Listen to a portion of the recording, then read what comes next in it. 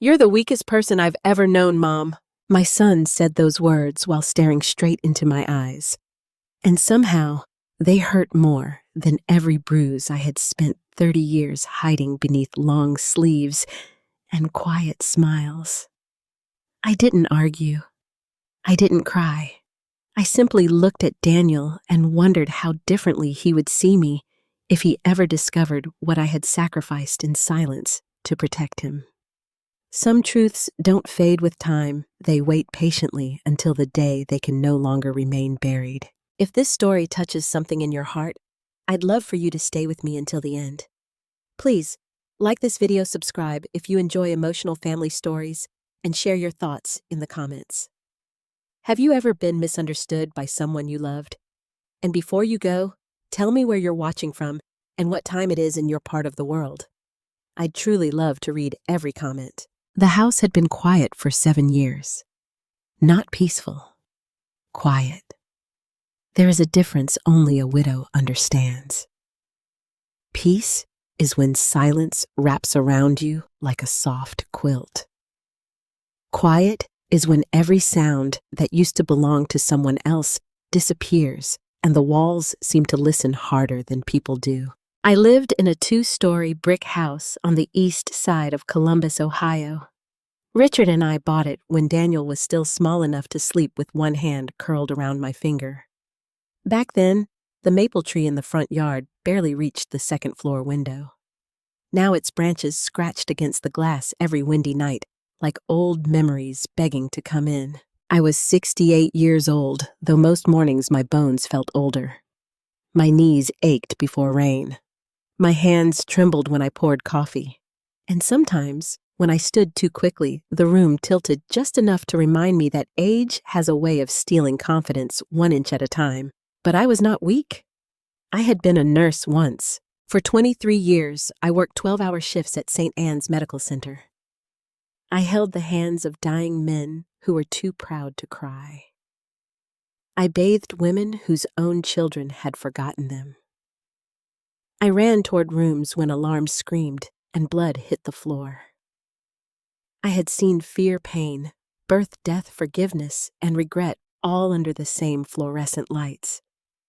Yet my son looked at me like I was made of paper. Daniel Collins was 42 now. Tall like his father, with the same square jaw and confident walk that made people move aside before he even spoke.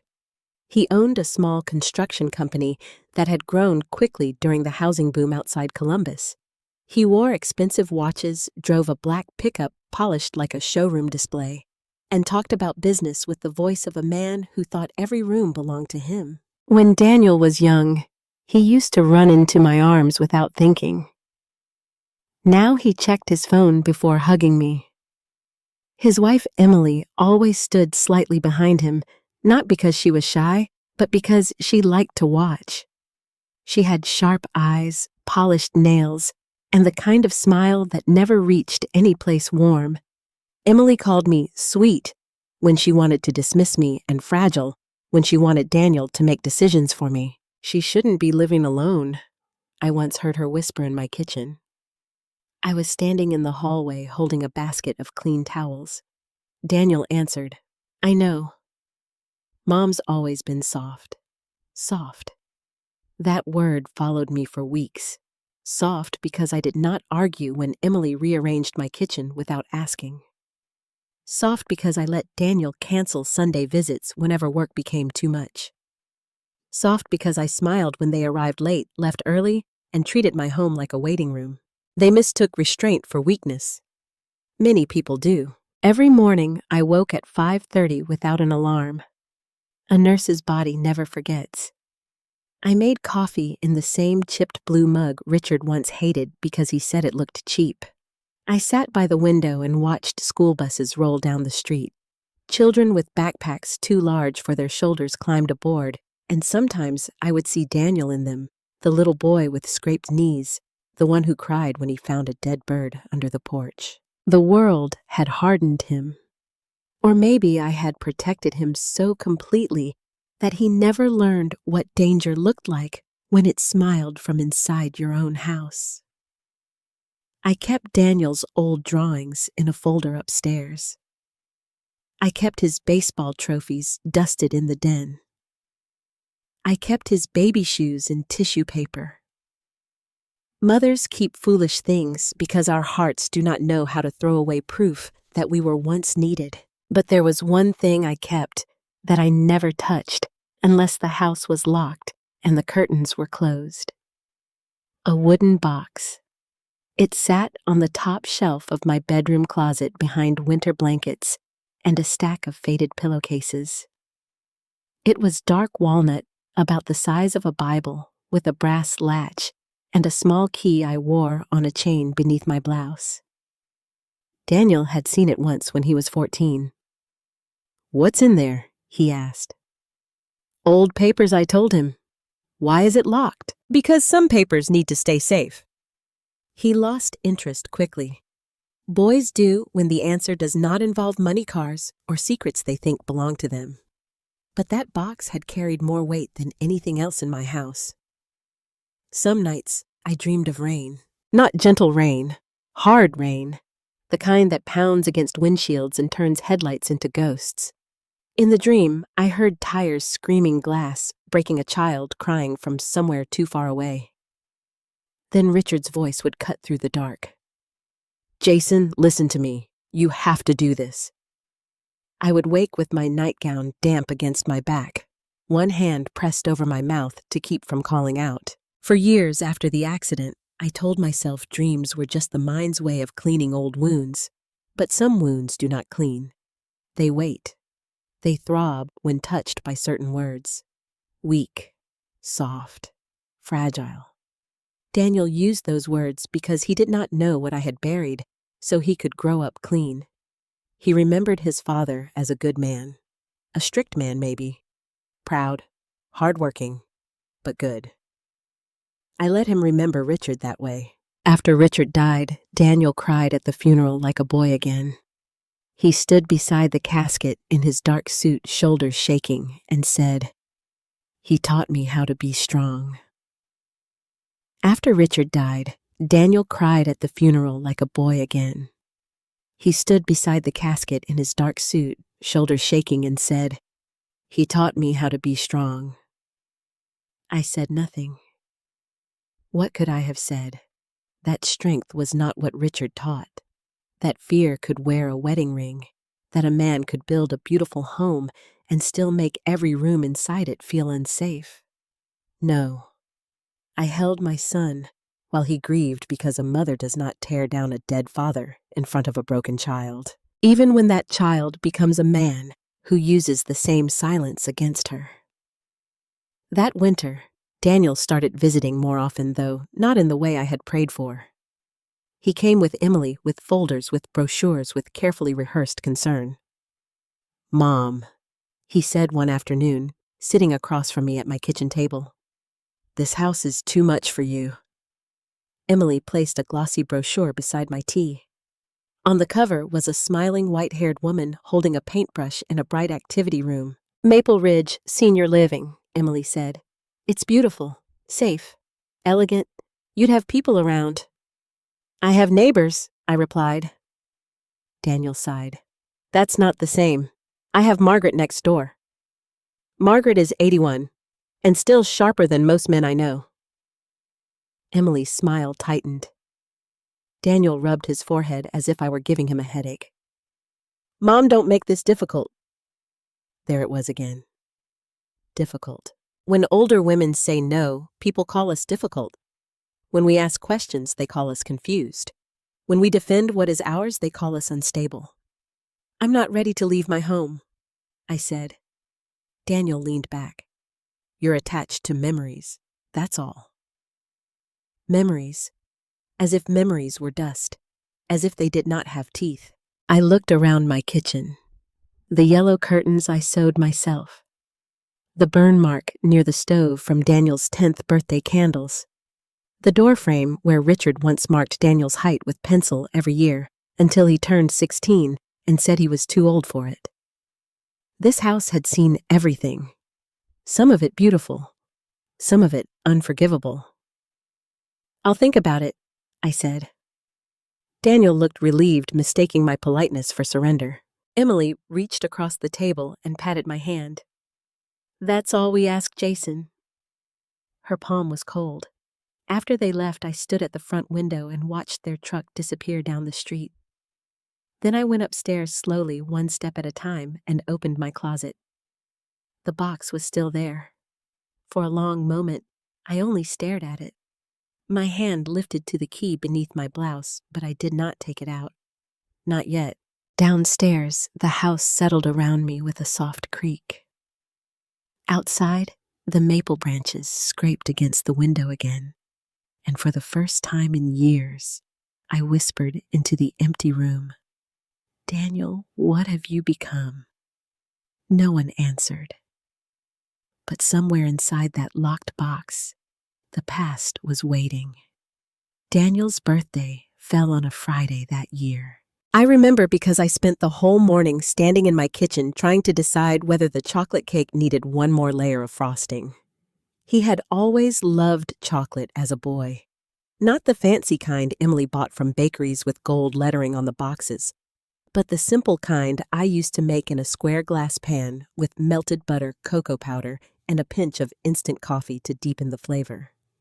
When Daniel was 8, he once told me, "Mom, your cake tastes like being happy." I held on to that sentence for 34 years. That morning, I baked the cake from scratch.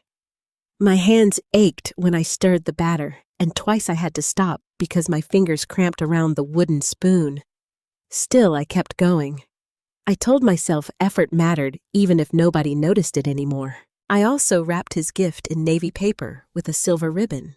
Inside was an old photograph in a new wooden frame Daniel at 6 years old, standing in the front yard beside the maple tree, missing one front tooth, holding a plastic hammer Richard had bought him.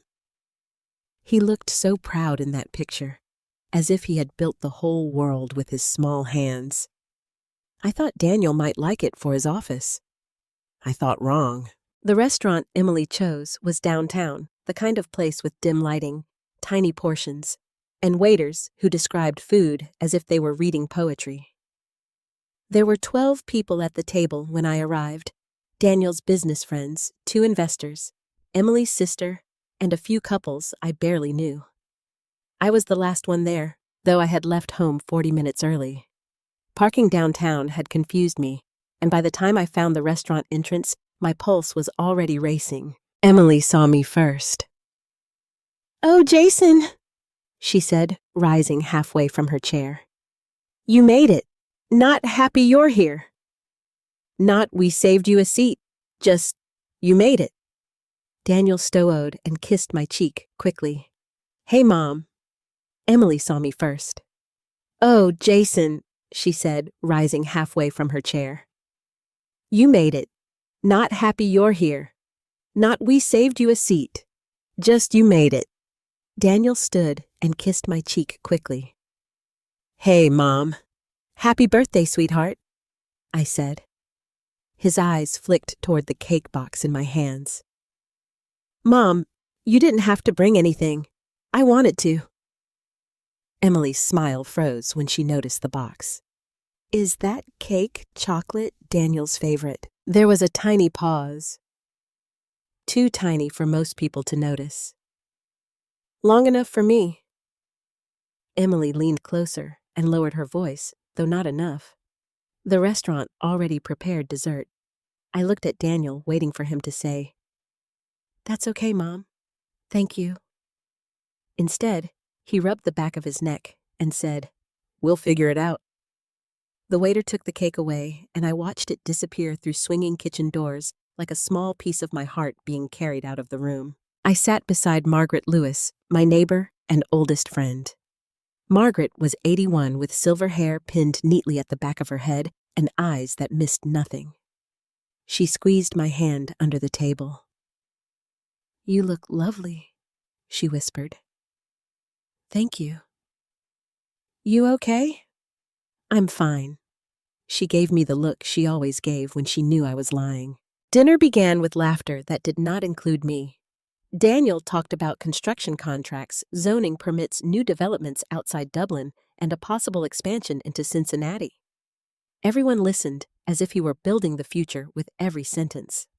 I was proud of him. That was the difficult part.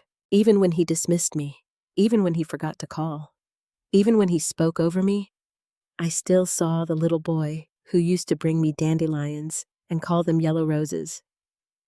A mother's memory can be both a blessing and a punishment. Halfway through the meal, Emily raised her glass. "To Daniel," she said brightly. "A man who built himself from nothing."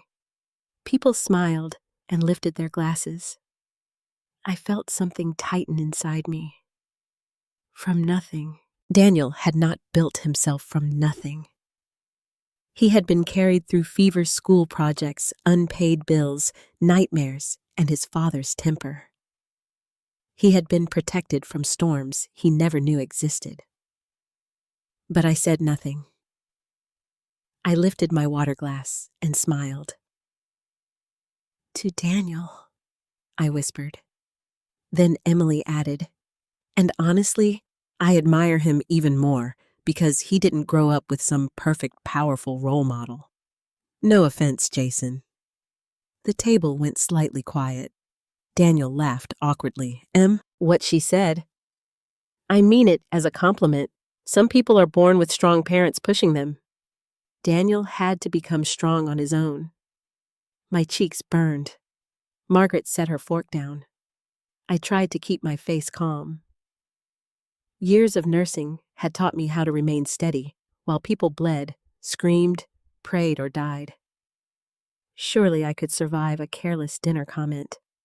Daniel looked at me and said, "Mom knows what Emily means."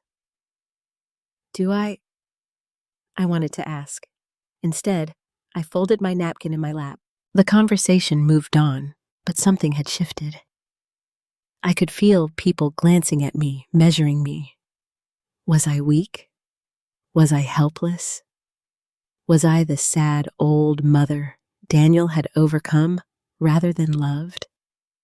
When the waiter brought dessert, it was not my cake. It was a sleek, round thing with gold flakes and a candle in the center. Everyone sang. Daniel smiled. Emily leaned into him for photographs. I clapped softly, trying to ignore the empty ache in my chest. After Daniel blew out the candle, I reached into my purse and took out the wrapped gift. "I brought you something," I said. Daniel accepted it, but Emily immediately leaned over. "Open it, honey." He tore the paper carefully enough, though not with much interest. When he saw the photograph, he paused. For 1 second, I saw something soften in his face. Then Emily laughed. "Oh my goodness," she said. "Look at that little plastic hammer. I guess you were always pretending to be a builder." A few people chuckled. Daniel gave a polite smile. "Wow, haven't seen this in years." "You love that hammer," I said. "You carried it everywhere." "Yeah," he said, already lowering the frame. "Thanks, Mom." Emily tilted her head. "That's sweet. Very sentimental." The way she said sentimental made it sound like useless. Daniel placed the frame beside his plate, half covered by a folded napkin. Then one of his business friends, a man named Paul, raised his glass and said, "So, Daniel, serious question. Who taught you your work ethic? Your dad?" Daniel's expression changed immediately. Pride entered his eyes. "Yeah," he said. "My father was tough. He believed men should handle problems, not complain about them."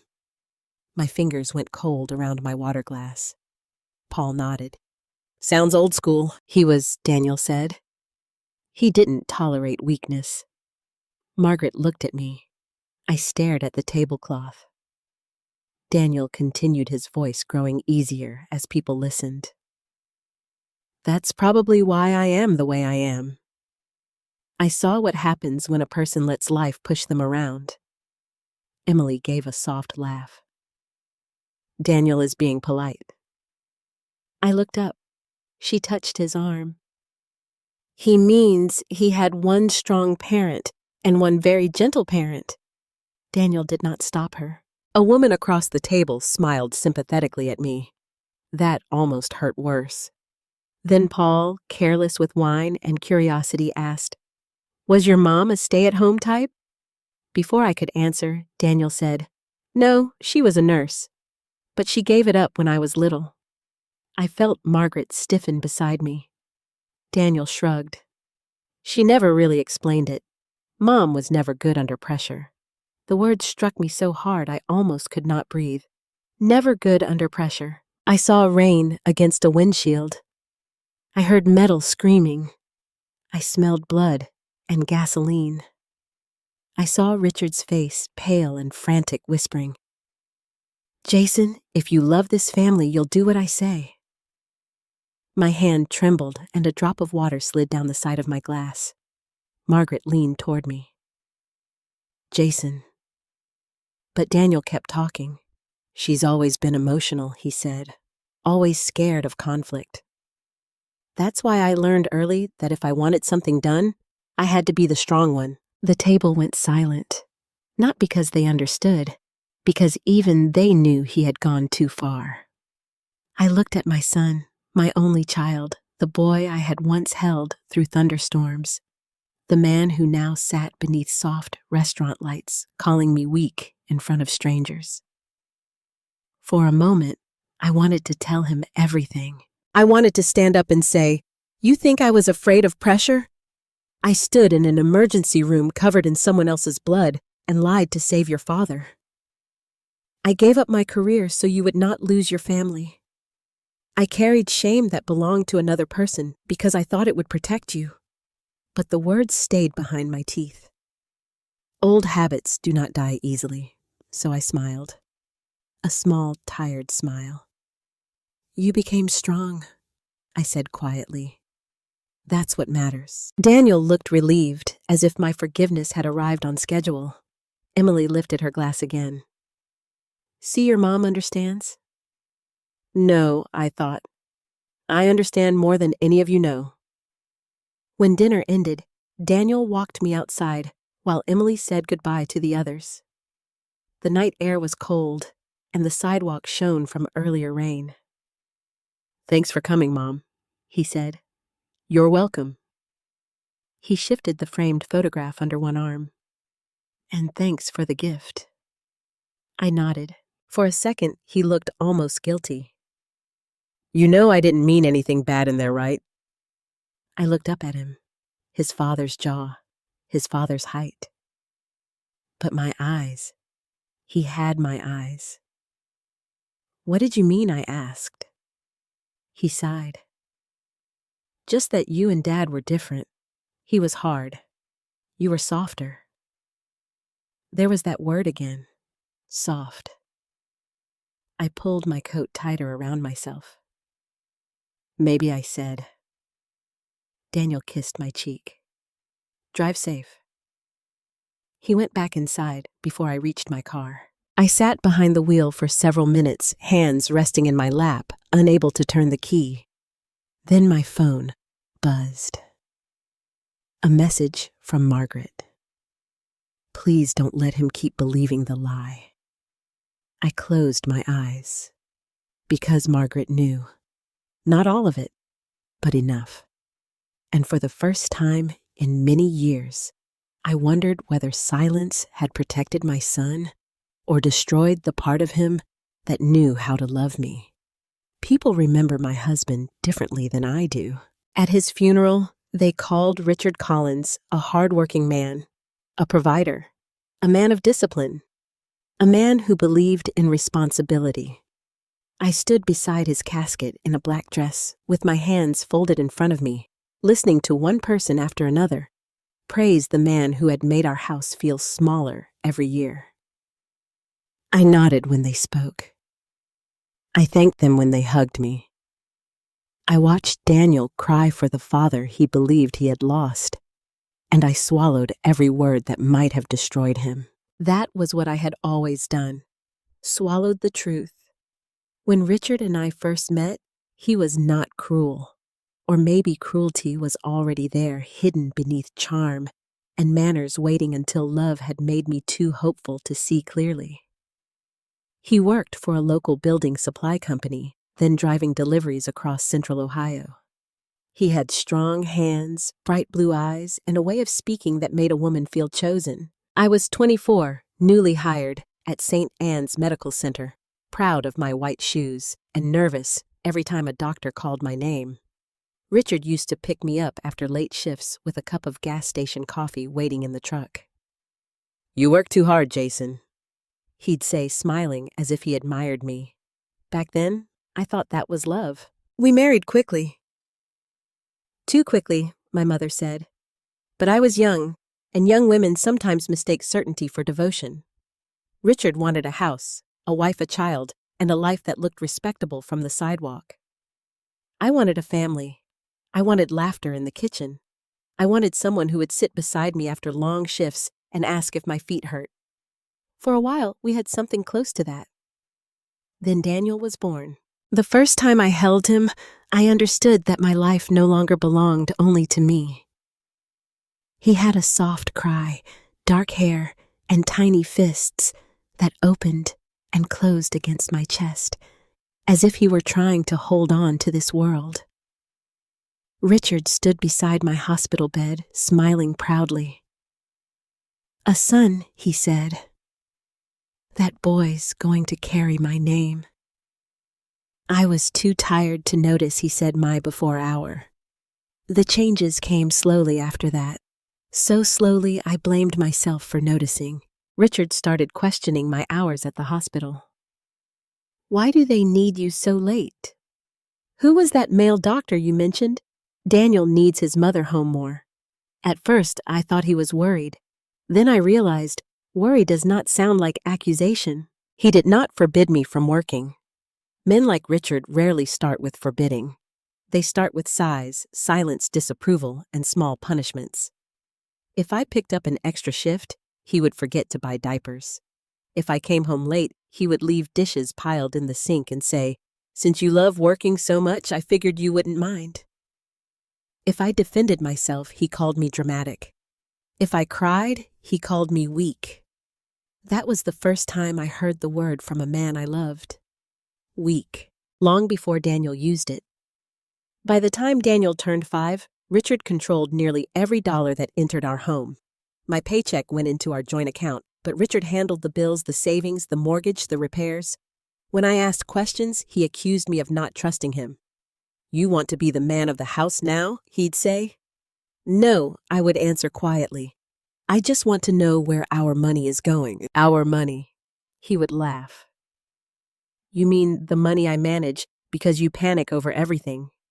Daniel was usually in the next room, playing with blocks, watching cartoons, pretending not to hear. Children hear more than adults want to believe. But Daniel never saw the worst of it. That was by design. Mine. I learned to read Richard's moods by the way he entered the house. If his boots hit the floor hard, I sent Daniel upstairs. If he slammed the truck door, I turned the television louder. If he opened a beer before dinner, I made sure Daniel had homework in his room. Richard never struck Daniel. That was the line I watched like a guard dog. But he knew how to frighten me without leaving marks people could question. He punched walls beside my head.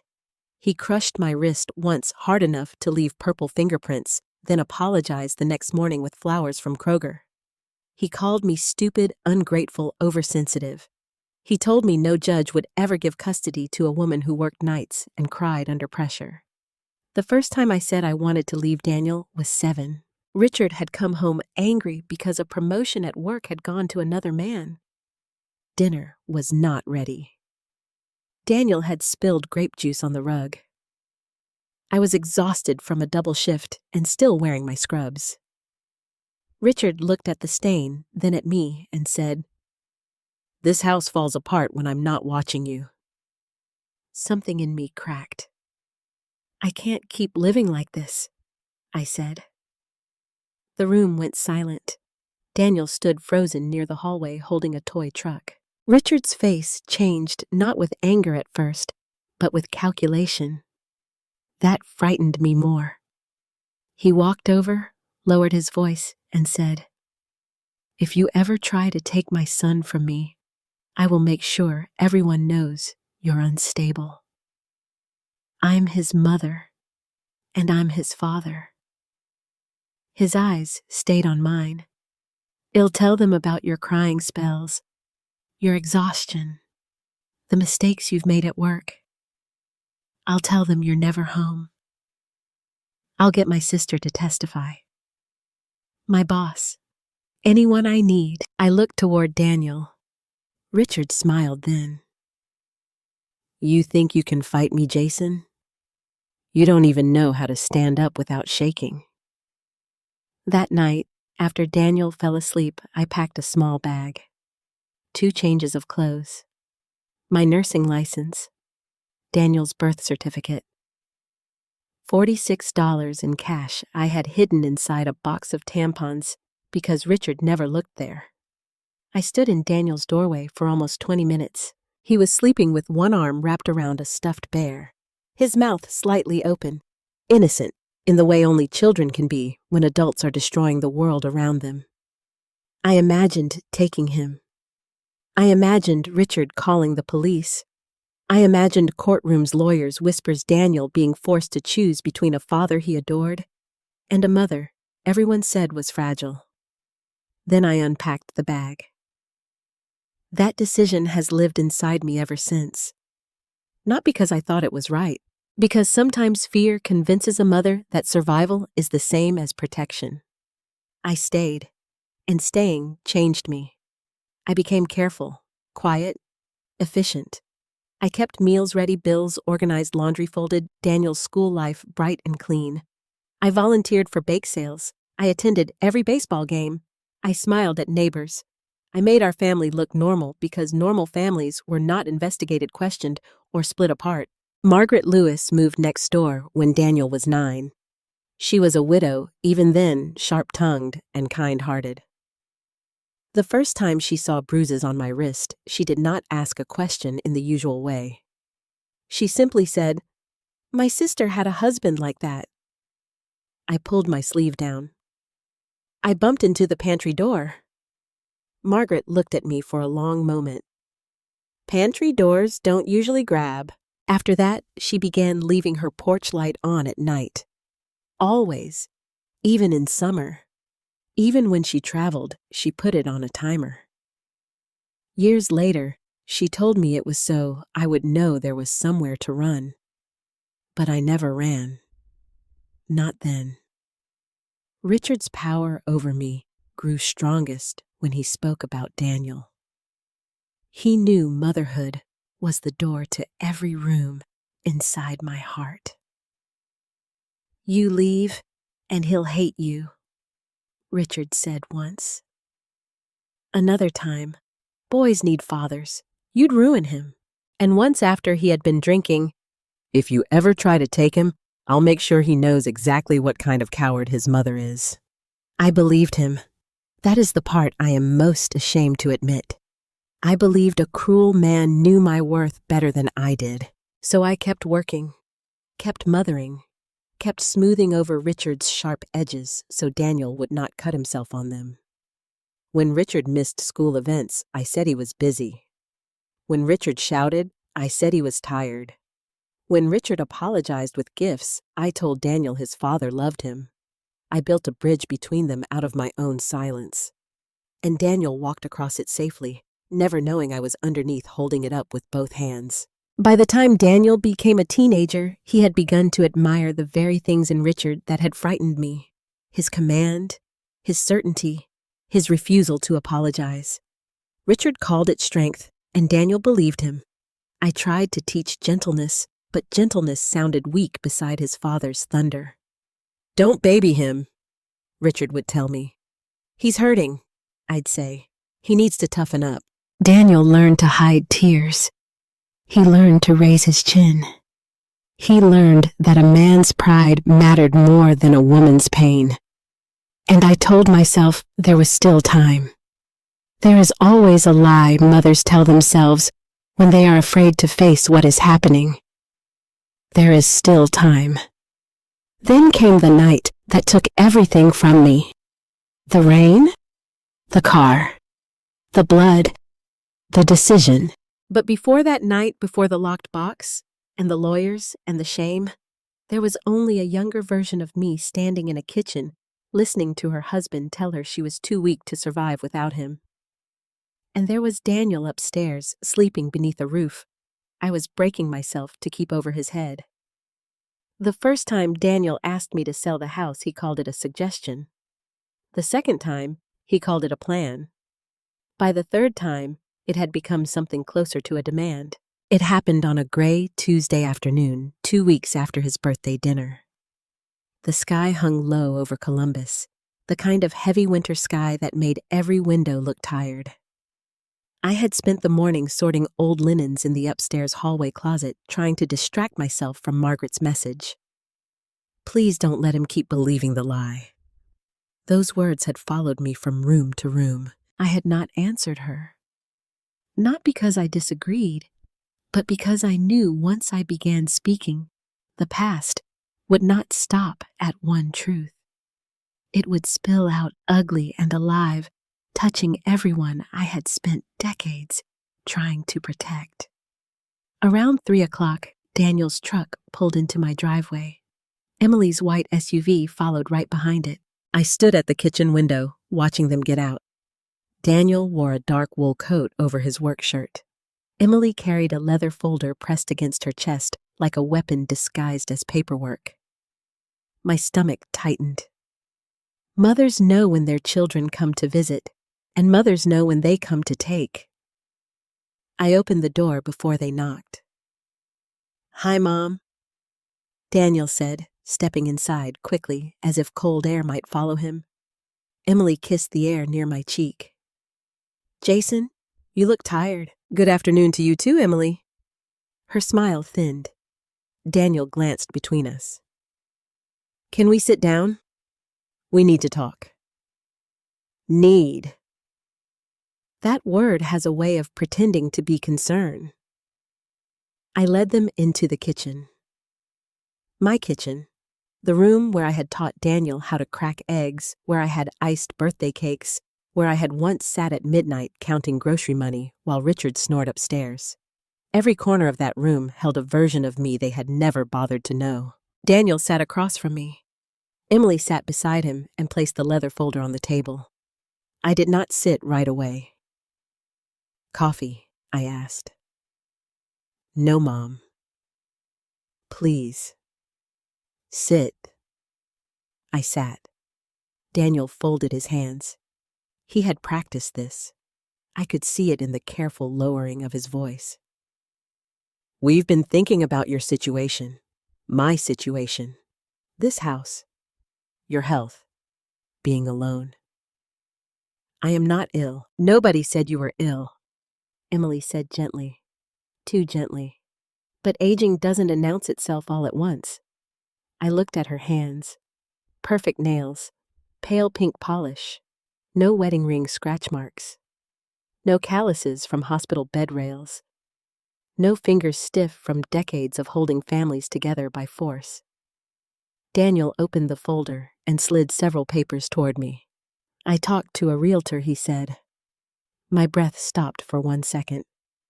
"You did what?" "Just talked. Nothing official." "You talked to a realtor about my house." "Our house, in a way," Emily said. I turned to her slowly. "Excuse me." She blinked, pretending surprise. "I only mean family property. Daniel is your only child. Naturally, one day is not today." Daniel sighed. "Mom, don't jump to conclusions." I pushed the papers back without reading them. "I'm not selling. You haven't even looked. I don't need to." His jaw tightened. For a moment, Richard's face appeared over his like a shadow. "This is exactly what I mean," Daniel said. "You refuse to discuss practical matters. I refuse to be pushed out of my home. Nobody is pushing you out." Emily opened the folder and removed a glossy brochure. Maple Ridge Senior Living, again. Bright rooms, staged smiles, silver-haired people holding cups of tea beneath fake plants. "This place has private suites," she said. "Dining service. Transportation. Medical staff on call. Activities." I have activities. Watching birds from the kitchen window is not an activity, Jason. The words were soft, but the insult landed hard. Daniel leaned forward. Mom, I've run the... Daniel leaned forward. Mom, I've run the E-numbers. If we sell now while the market is still strong, you'll have more than enough to live comfortably for the rest of your life. And the rest? He looked confused. The rest, the money left after paying for Maple Ridge.E-numbers. If we sell now while the market is still strong, you'll have more than enough to live comfortably for the rest of your life. And the rest? He looked confused. The rest, the money left after paying for Maple Ridge. Emily glanced down at the papers. Daniel hesitated just long enough. There it was. I had spent years reading silence. Richard taught me that. Silence before anger. Silence before lies. Silence before someone tells you only the part of the truth they want you to hear. What is going on? I asked. Daniel looked offended. Nothing is going on. Then answer me. He rubbed his forehead. My company has some temporary cash flow issues. Emily quickly added, Very temporary. I sat very still. Daniel continued. A few payments were delayed. Materials cost more than expected.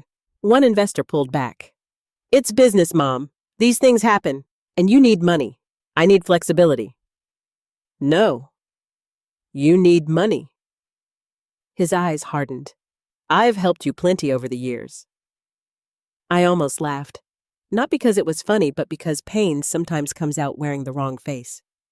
You have changed a light fixture twice and paid someone to clean my gutters last fall. I'm your son. Yes, I said quietly. You are. Emily placed her hand over Daniel's. This isn't just about him. It's about protecting everyone. Everyone, I repeated. Daniel took a breath. If we structure it right, we can use part of the sale to get you settled, and part of it as a short-term investment into the company. I'd pay it back. When? As soon as things stabilize? That is not a date. His face flushed. Emily leaned toward me. Jason Daniel has worked so hard to build something. You know how proud Richard would be. The name hit the table like a stone. I looked at her.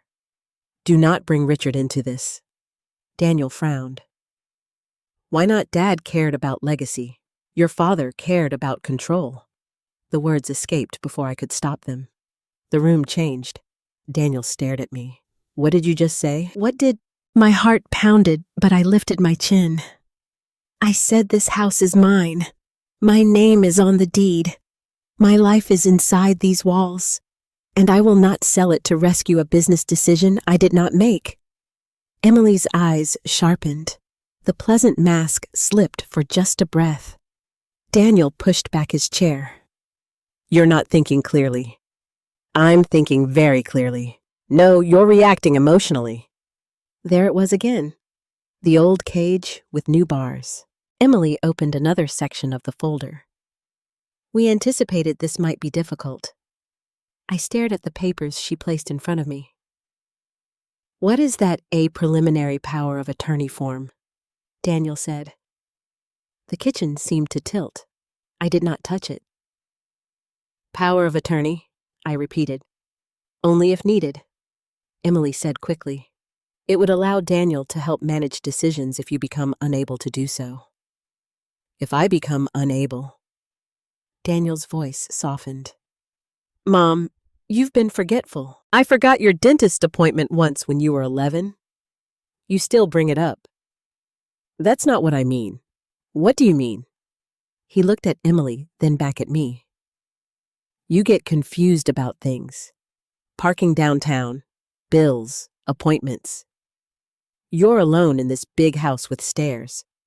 What if you fall? What if something happens and I can't access accounts or make decisions? I stood so quickly, my chair scraped the floor. You came here with a realtor estimate, a senior living brochure, and legal paperwork, and you're telling me this is concern. Daniel stood too. Because you won't listen any other way. I am listening. I hear you perfectly. Emily remained seated calm and watchful. Jason, no one is trying to hurt you. I turned on her. Then why does this feel so much like being cornered? Her mouth tightened. Daniel's voice dropped. You're proving my point. Something inside me went cold. I had heard that sentence before. Richard used to say it when I cried after he shouted. You're proving my point. When I trembled after he grabbed my arm. You're proving my point. When I begged him not to argue in front of Daniel. You're proving my point. For a moment, I was not 68 in my kitchen. I was 32 again, standing beside a sink full of dishes, being told my fear was evidence against me. I placed both hands flat on the table. I will not sign. Daniel's eyes flashed. You're making a mistake. Then it is mine to make. You don't understand what's at stake. I understand more than you think. Emily gathered the paper slowly. Maybe we should pause for today, but Daniel was already angry. No, he said. I'm tired of tiptoeing around this. Mom, you cannot keep clinging to this house like it's some shrine. Dad is gone. Your old life is gone. You need to accept reality. My reality is that I am still alive. He looked away. That hurt more than if he had shouted. I walked to the front door and opened it. Daniel stared at me. You're kicking us out. I'm ending this conversation. Emily stood smoothing her coat as if she had been inconvenienced at a meeting. Daniel grabbed the folder. At the door, he turned back. I'm going to do what's best for you, he said. No, I answered. You're going to do what's best for yourself and call it love. His face darkened, but he said nothing. After they left, I locked the door with shaking hands. Then I leaned against it and listened to their vehicles pull away. For several minutes, I could not move. The house was quiet again, but this time, the quiet was different. It was not loneliness. It was warning. I walked upstairs slowly and opened my bedroom closet. The wooden box sat where it always had hidden behind blankets, patient as a grave. My fingers closed around the key beneath my blouse. Not yet, I told myself. But for the first time, the words felt weak, because Daniel and Emily had started something they did not understand. And buried truths have a way of rising when someone tries to steal the ground above them. I called Harold Bennett the next morning before I could talk myself out of it. My finger hovered over his number for nearly 10 minutes. I had kept his contact in my phone under H. Bennett, as if shortening his name could shrink what he knew about me.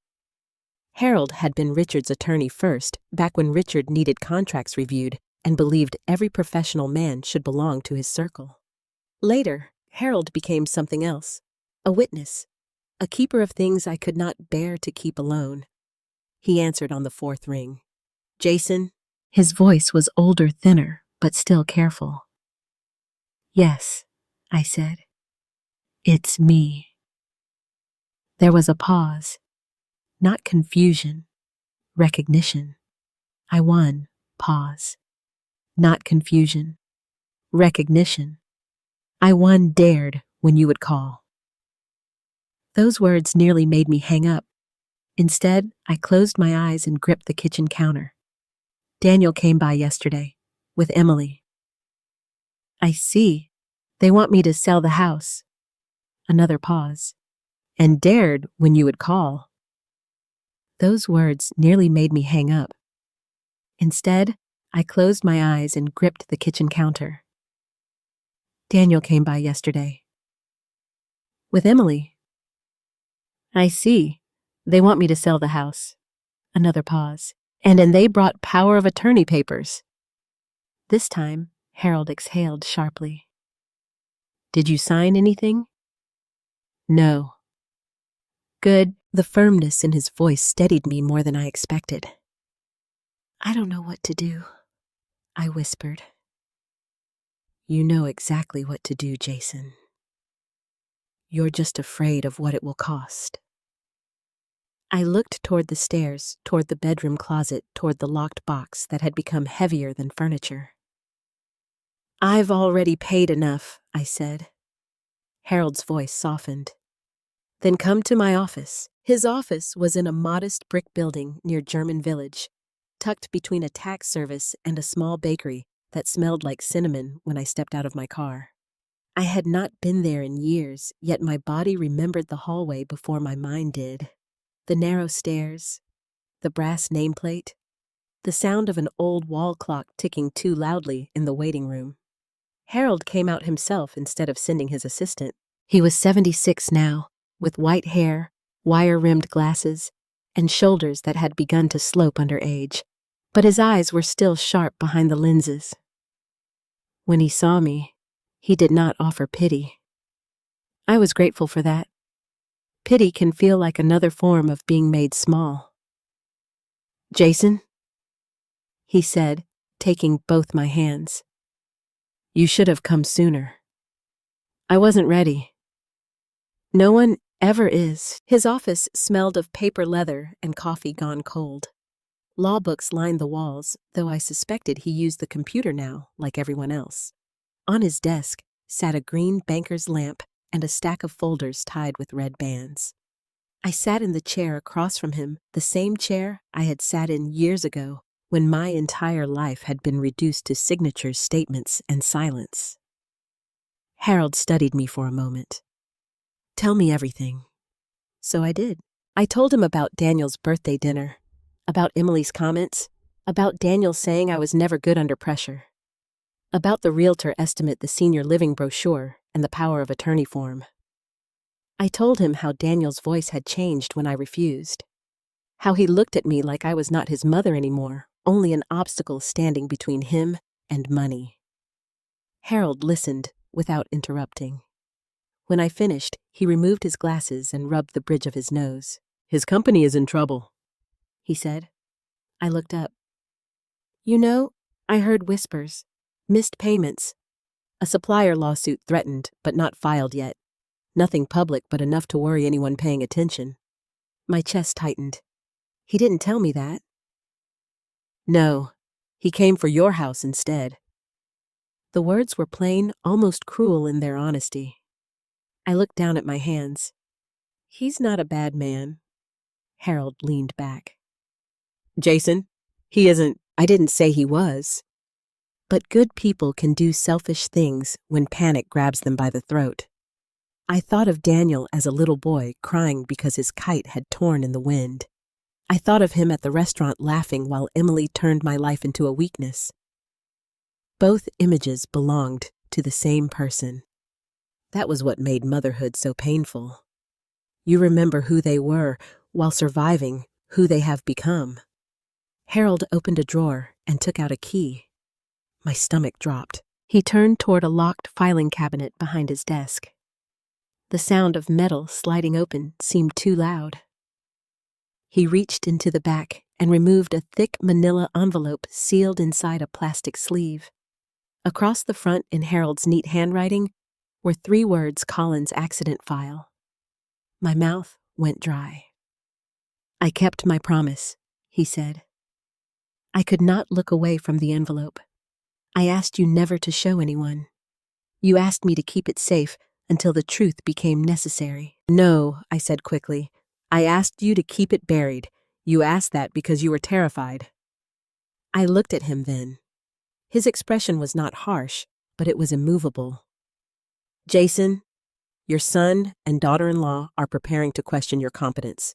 If they succeed, Daniel may gain control over your assets. If he uses those assets to cover business losses, you could lose the house anyway. And if creditors get involved..." "Stop." He stopped. The room felt smaller. Harold placed the envelope on the desk between us. "This is no longer only about the past." My eyes burned. "If Daniel reads that, it will destroy him." "No," Harold said quietly. "It will destroy the lie." I shook my head. "You don't understand. He loved Richard. I understand more than you think." "No, you don't," My voice broke, despite my effort to keep it steady. I let him love Richard. I made that possible. Every time Richard disappointed him, I explained it away. Every time Richard frightened me, I hid it. Every time Daniel asked why I quit nursing, I changed the subject. I built his father into a hero because I thought a boy needed one. Harold's gaze softened. And what did that cost you? I laughed once bitterly. Everything that had my name on it, my career, my reputation, my confidence. Years of sleep. Friendships that faded when people believed the official story. The way neighbors looked at me after the accident. The quiet shame of being called careless, unstable, reckless. Harold tapped the envelope lightly. Inside this file are copies of the police report the hospital notes Richard's signed statement and the letter he wrote before he died. My heart clenched at the mention of the letter. I never read the copy, I said. I know. I have the original. I know that too. The key around my neck felt suddenly hot beneath my blouse. Harold folded his hands. Richard confessed Jason. Maybe not publicly, maybe not courageously, but he confessed enough. If Daniel tries to take legal control of your affairs, this file can protect you. I stared at the envelope. Protect me. How strange that the truth I feared most might now be the only shield I had left. What if Daniel hates me? I asked. For what? For lying. Harold's answer came gently. Then he will have to learn the difference between a lie told to steal and a silence kept to protect. Tears slipped down my cheeks before I could stop them. Harold pushed a box of tissues across the desk. I'm tired, I whispered. I know. I'm tired of being careful with everyone else's feelings while mine get treated like they don't exist. Then stop. The simplicity of it almost offended me. You make it sound easy. No, he said. I make it sound necessary. Outside his office window, traffic moved slowly along the wet street. People going somewhere. People with errands appointments, ordinary lives. I wondered how many women sat in quiet rooms like that, holding stories nobody would believe because they had spent too long making everyone else comfortable. Harold opened another folder and handed me a clean document. What is this? A revocation and clarification of authority. It states that Daniel does not have power of attorney, has never had power of attorney, and cannot make financial, medical, or property decisions on your behalf without your written consent. We'll notarize it today if you're ready. I read the first line. My name appeared there. Jason Collins. For years, my name had existed beneath other people's needs. Richard's wife, Daniel's mother, the widow, the fragile one, the soft one. But there it was, in black ink, legal and clear. Jason Collins being of sound mind. Sound mind. A sob rose in my throat, but I swallowed it. Yes, I said. I'm ready. Harold nodded. Good. He placed the accident file back into the sleeve, but did not return it to the cabinet. Take a copy home. I recoiled. No, Jason, I can't. You may need it. I have the box. The box is memory. This is evidence. That word chilled me. Evidence belonged to courtrooms, to arguments, to people defending themselves against attacks. Was that what my life had become? Harold seemed to read the question on my face. I hope you never need to use it, he said. But if Daniel continues down this path, he will not only lose your trust. He may lose his company, his marriage, and whatever decent part of himself is still listening. The truth might hurt him, but silence may ruin him. I thought of Daniel standing in my kitchen, saying he would do what was best for me. I thought of Emily's cold hand patting mine, I thought of Richard dead and still somehow taking up space in every room of my life. Slowly, I reached across the desk and touched the envelope. It felt ordinary. Paper, plastic, ink. How strange that something so light could hold 30 years of pain. I don't want revenge, I said. Harold's voice was quiet. Then don't seek revenge. Seek protection. Seek dignity. Seek the truth. I nodded though my whole body trembled. When I left his office, the sky had cleared slightly. Sunlight broke through the clouds and touched the wet pavement, making the street shine as if it had been washed clean. I sat in my car with the copied file on the passenger seat. For a long time, I did not start the engine. Then my phone buzzed. A message from Daniel. We need to talk again soon. Please don't make this harder than it has to be. I looked at the envelope beside me. For the first time in years, I did not feel only fear. I felt the smallest spark of anger. And beneath it, something even more unfamiliar. Strength. 3 days after I met Harold, Daniel called and asked if he could use my house for a small business gathering. He did not call it a meeting with investors at first.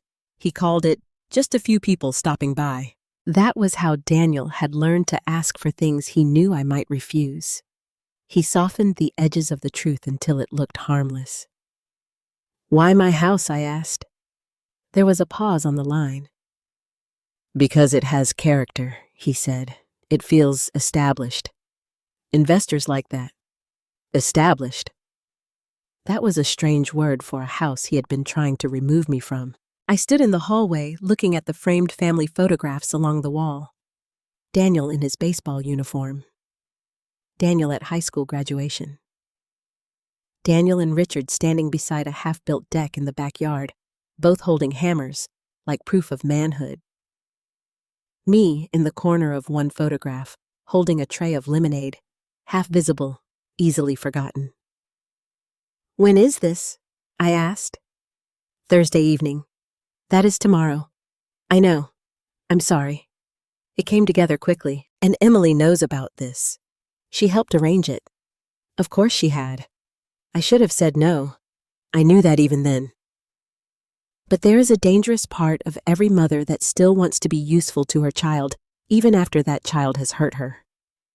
Daniel's voice sounded tired. Beneath the confidence, I heard something frayed. Fear, maybe. Pride cracking under pressure. I remembered Harold's warning about Daniel's company about suppliers and missed payments and quiet trouble circling him. So I said yes, but I added one condition. No discussions about selling my house. Daniel sighed. Mom, no. If you want to bring people here, you will respect that. Another pause. Fine, he said. But the word did not sound like agreement. It sounded like delay. The next day, Emily arrived 3 hours before the gathering with flowers, candles, and 2 women from a catering company. She moved through my house as if she owned it already. This tablecloth is too dated, she said, lifting the lace cloth I had used for holidays since Daniel was a boy. Do you have anything cleaner? It is clean. I mean, visually cleaner. She did not wait for permission before removing it. The caterers set trays on my dining room table, shrimp cheese, little pastries with names I could not pronounce. Emily replaced my family photos on the mantel with a tall glass vase of white lilies. She moved Richard's old recliner farther into the corner. She even took Daniel's childhood drawings off the refrigerator. Why are you doing that? I asked. Emily glanced at the faded crayon picture in her hand. A stick figure house, a yellow sun, 3 people standing beneath it. It looks cluttered. That has been on my refrigerator for 35 years. She smiled lightly. Exactly. I took the drawing from her and held it carefully. Put it back, I said. Her smile disappeared for 1 second. Then Daniel came in carrying 2 bottles of wine, and she became sweet again. Jason is feeling sentimental, she said. Daniel gave me a tired look. Mom, can we not do this tonight? I asked her to leave my things where they belong. We're just trying to make the place presentable. Presentable. I looked around the room I had scrubbed, repaired, paid taxes on, prayed in, wept in, and survived in. This house has always been presentable, I said. Daniel set the wine down too hard. That's not what I meant, but it was. By 6:30, guests began arriving. Men in tailored coats, women with polished smiles, 2 younger associates from Daniel's company, a banker Emily introduced as Mr. Wallace, and then a tall, broad-shouldered man with dark skin silver at his temples and a cane in one hand stepped through my front door. The moment I saw him, something inside me recognized him before my mind did. His face was older, fuller, weathered by time and success. But his eyes were the same. Thomas Reed. For a heartbeat, I was back in a hospital corridor, 27 years younger, running beside a gurney while a young man gasped for air after a construction site collapse. Dust in his hair, blood on his shirt, his pulse slipping beneath my fingers. I had not thought of him in years. Thomas stopped just inside the doorway and stared at me. Mrs. Collins. I held the back of a chair. I go by Jason, I said softly. His face opened with astonishment. It is you! Daniel looked between us. You two know each other? Thomas crossed the room slowly, his cane tapping against the hardwood. Then, in front of everyone, he took both my hands in his. This woman saved my life, he said. The room quieted. Daniel blinked. What? Thomas smiled at me with warmth that made my throat tighten. St. Anne's Medical Center, 1996. I was crushed under a beam at a job site. I coded twice. Your mother was the nurse who wouldn't let me go. I remembered his mother screaming in the waiting room. I remembered climbing onto the edge of the gurney to keep pressure on a wound. I remembered shouting for blood, for suction, for someone to call the surgeon again. I remembered Thomas opening his eyes days later and whispering, "Did I die?" I had told him, "Not on my shift. I was only doing my job," I said. Thomas shook his head. "No, you were doing more than that. I never forgot you." Daniel's expression shifted in a way I could not name. Surprise, discomfort, maybe embarrassment. Emily laughed lightly. Well, what a small world. Thomas turned to Daniel. You didn't tell me your mother was Jason Collins. Daniel's mouth opened, then closed. I didn't realize. He didn't realize because he had never asked. The gathering continued, but now people looked at me differently. Mr. Wallace asked about my years at St. Anne's. One of Daniel's associates said his wife was a nurse and had the highest respect for anyone who could handle that work.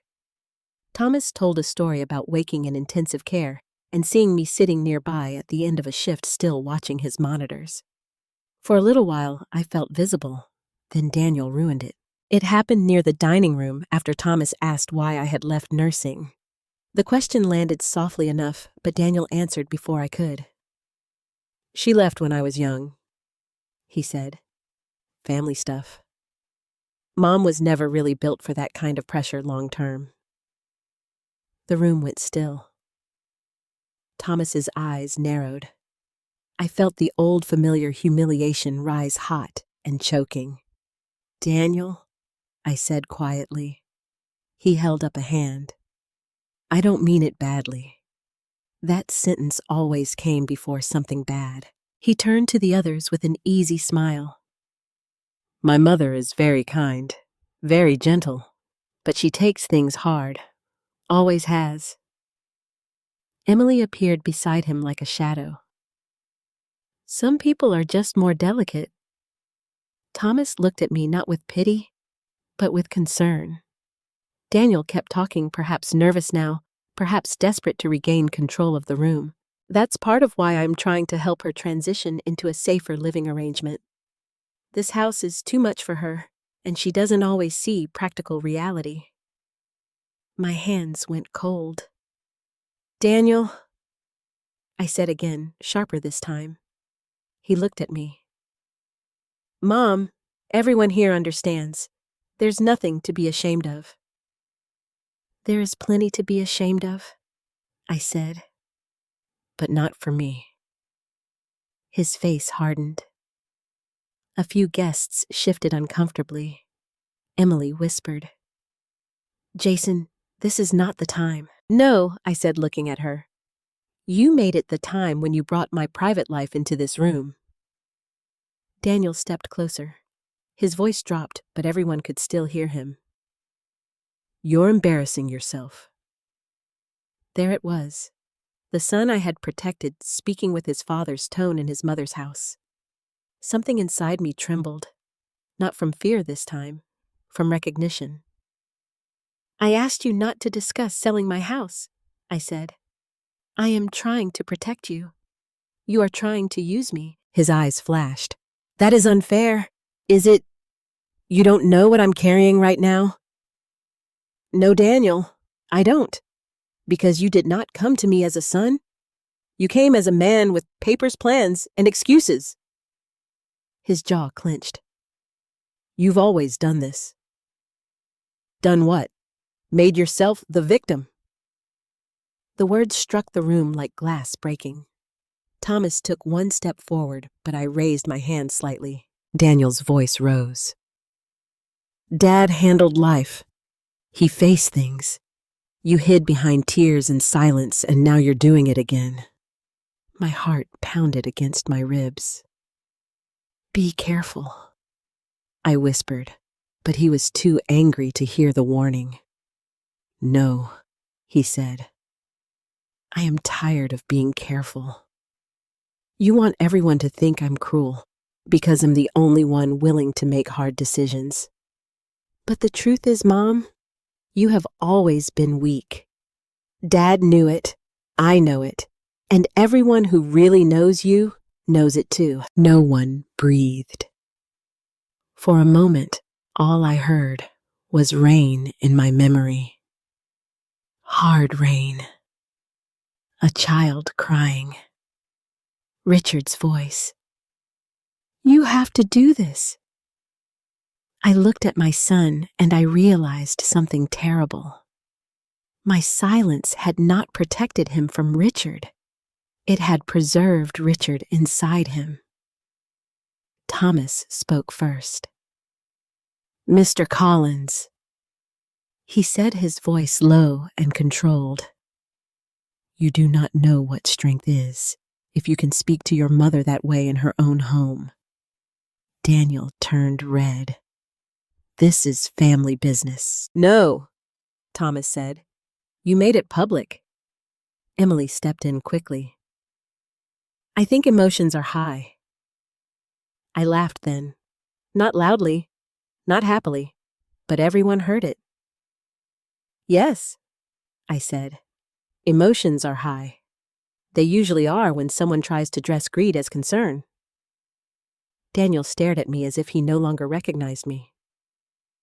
Good, I thought. Maybe it was time he met me. I walked to the mantel and picked up the little crayon drawing Emily had tried to remove.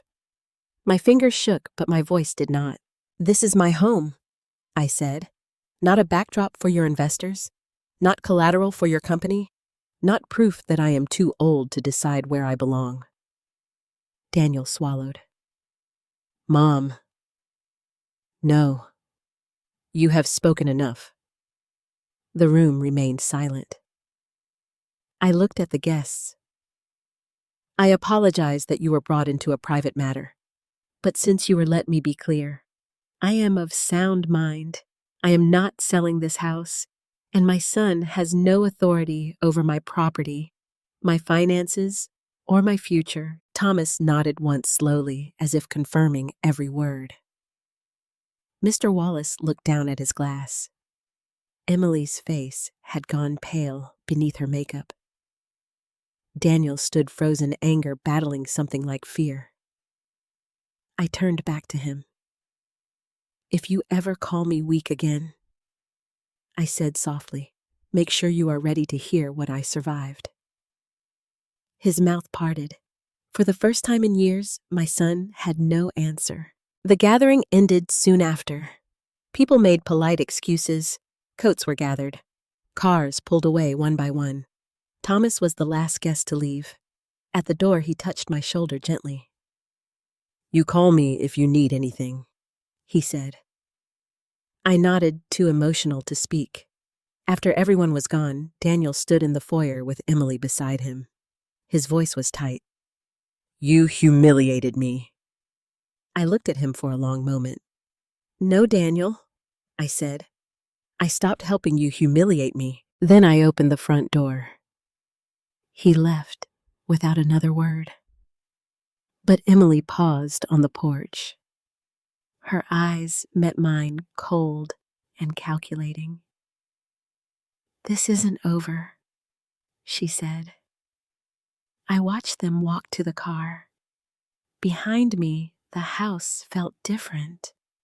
Not safe, not yet, but awake. And upstairs, in the dark of my closet, the wooden box waited like it knew its time was coming. That night, after Daniel and Emily left, I did not sleep. I tried. I changed into my nightgown, washed my face, turned off the downstairs lights, and locked the front door twice. I even made chamomile tea the way Margaret always told me to when my nerves felt like exposed wire. But every time I closed my eyes, I saw Daniel's face in my foyer. "You have always been weak." The words did not simply hurt me. They followed me upstairs. They sat on the edge of my bed. They breathed in the dark. Around midnight, rain began tapping against the window. Soft at first, then harder.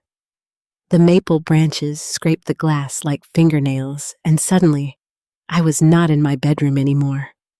I was back inside that old nightmare headlights smeared across wet pavement, Richard shouting Daniel, crying the terrible sound of metal folding into metal. I sat up gasping. My hand went straight to the chain beneath my nightgown. The key was still there, small, brass, warm from my skin. For years, I had worn it like a punishment. I told myself I kept it close because the box held important papers. But the truth was more complicated. The key reminded me that I had locked part of myself away, and that as long as it remained hidden, Daniel could keep loving a version of his father that had never truly existed. I turned on the lamp. The bedroom glowed in a tired yellow light. Across the room, the closet door stood closed. I stared at it for a long time. Then I got out of bed. My knees ached as I crossed the floor. My hands shook when I opened the closet and reached behind the winter blankets. The wooden box was heavier than I remembered, or maybe I had grown weaker in the places grief lives. I carried it to the bed and set it on the quilt. Dark walnut, brass latch. One small scratch across the lid from the day I had shoved it into the closet after Richard's funeral. I sat beside it. For several minutes, I did nothing. I thought about burning it. That thought had come to me many times over the years. Burn the papers. Burn the statements. Burn the proof. Let the dead keep their secrets, and the living keep their peace. But peace built on silence is not peace. It is a room with a locked door and something rotting behind it. I took the key from around my neck. The lock resisted at first, stiff from years of being ignored. Then it turned with a small click that sounded louder than thunder. Inside was my past. Not memories arranged neatly, but evidence. A stack of hospital forms, a folded newspaper clipping, a copy of the police report, my old nursing badge from St. Anne's Medical Center, a photograph of Daniel at 8 years old asleep on the couch with a cast on his left wrist from a playground fall, 3 letters tied with a faded blue ribbon. And at the very bottom, sealed in a yellowed envelope, Richard's final letter. My breath caught. I did not touch that one first. I picked up my nursing badge. Jason Collins, RN. The picture showed me at 31. Dark hair pinned back, eyes bright but tired. A woman who still believed hard work could save her. I ran my thumb over the plastic until the image blurred beneath my tears. "I'm sorry," I whispered to her. I was sorry for how much she lost. Sorry for how long I let people call her careless. Sorry for letting my son believe she simply folded under pressure. The newspaper clipping came next. Local nurse involved in rainy night crash. My stomach turned as I read the headline, though I knew every word beneath it by heart. The article had been brief, respectful enough not to be cruel, vague enough to let the town fill in its own ugliness. It said a vehicle had crossed into another lane during heavy rain. It said alcohol was suspected, but no charges were filed due to conflicting statements. It said I had been driving. I had not been driving. Richard had been. But Richard had walked away with only a cut above his eyebrow and a broken pride. Daniel had been in the back seat screaming. The other driver had been taken to the hospital with severe injuries. And I, in the chaos of rain and sirens and Richard's shaking hands gripping my shoulders, had made a decision that cost me more than I understood at the time. I set the clipping down and picked up the hospital forms. My resignation letter was there. Not forced officially. Nothing is ever forced when people want clean paperwork. The hospital board had called it a leave of indefinite duration pending review. I called it the day my life split in two. Dr. Susan Carter had looked at me across a conference table, her eyes wet, and said, "Jason, tell them the truth." I had looked at the floor and said nothing, because Richard had already told me what would happen. If I go down, Daniel goes down with me. He had said Daniel would be dragged through court, questioned, humiliated. He said his family would fight me for custody if he was charged. He said everyone would know our home was not what I had pretended it was. And the worst part? Some of it might have been true. So I carried his shame. I carried it because I thought a mother's job was to absorb the blast before it reached her child. But Daniel had still been hit, not by the truth, by the lie. I untied the blue ribbon around the letters. 2 were from Harold. Legal summaries, notes about sealed statements, warnings that the truth might one day matter. The 3rd was from Margaret, written years ago after she had heard rumors at the grocery store. "You are not what they say you are." I pressed the paper to my chest. Then I reached for the final envelope. Richard's handwriting was on the front. Jason. Just my name. No, my love. No apology written where anyone could see it. Just the name he had spent years making smaller. The letter inside had been written 3 months before he died of a heart attack. Harold had delivered it after the funeral, saying Richard had instructed him to keep a copy in the accident file. I had read only the first line back then before folding it away. Now I unfolded it fully. My hands trembled so hard, the paper whispered, "Jason, if you are reading this, then I am gone. And maybe that is the only reason I can say what I should have said when I was alive." I stopped. My throat closed. Outside, rain battered the windows. I forced myself to continue. "I was driving that night. You know it. I know it. God knows it. I had been drinking. I was angry.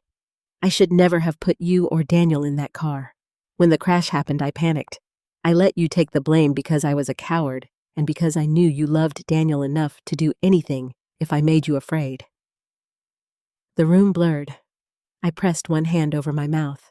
Richard had never spoken those words to me while alive. Not once.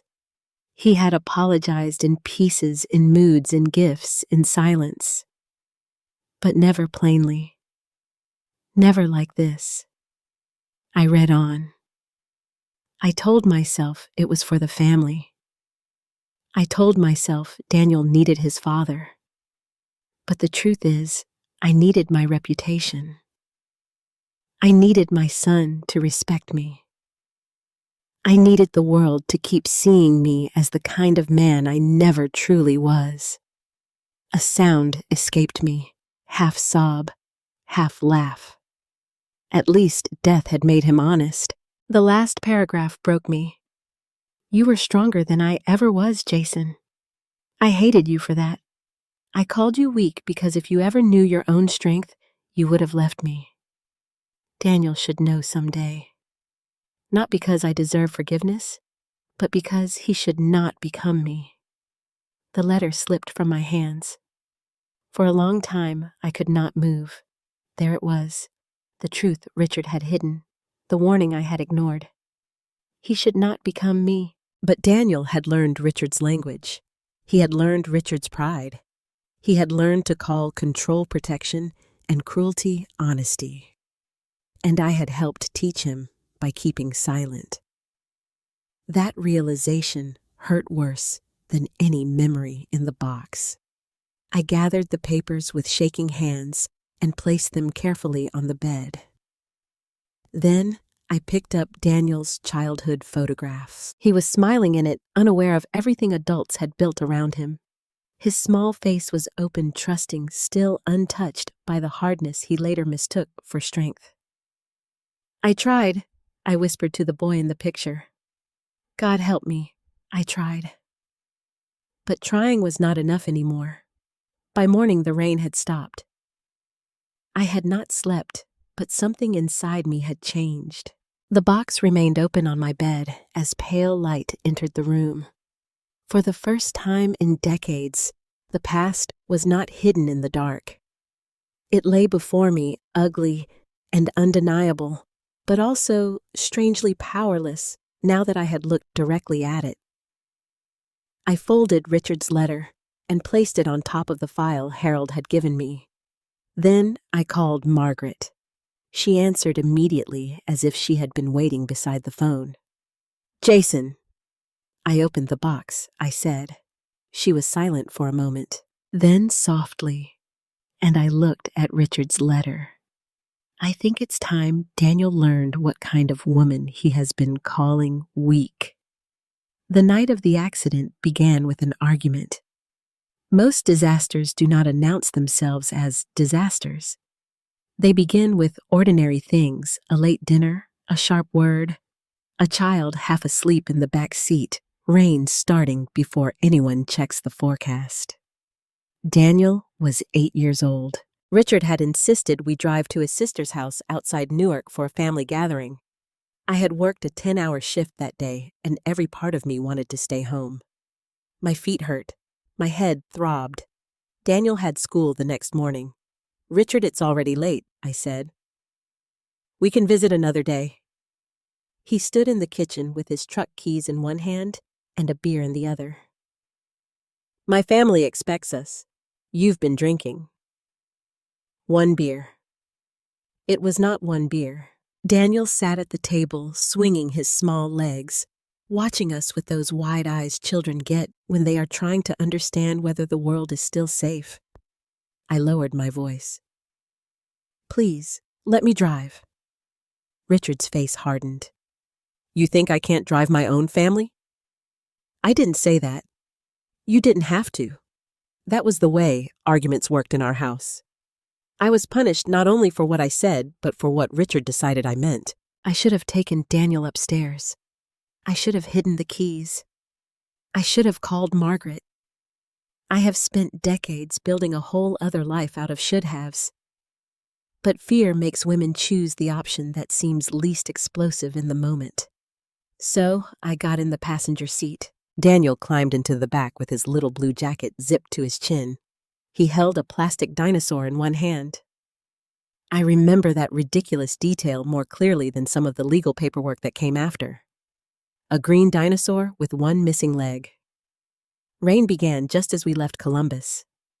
Richard drove too fast. "Slow down," I said.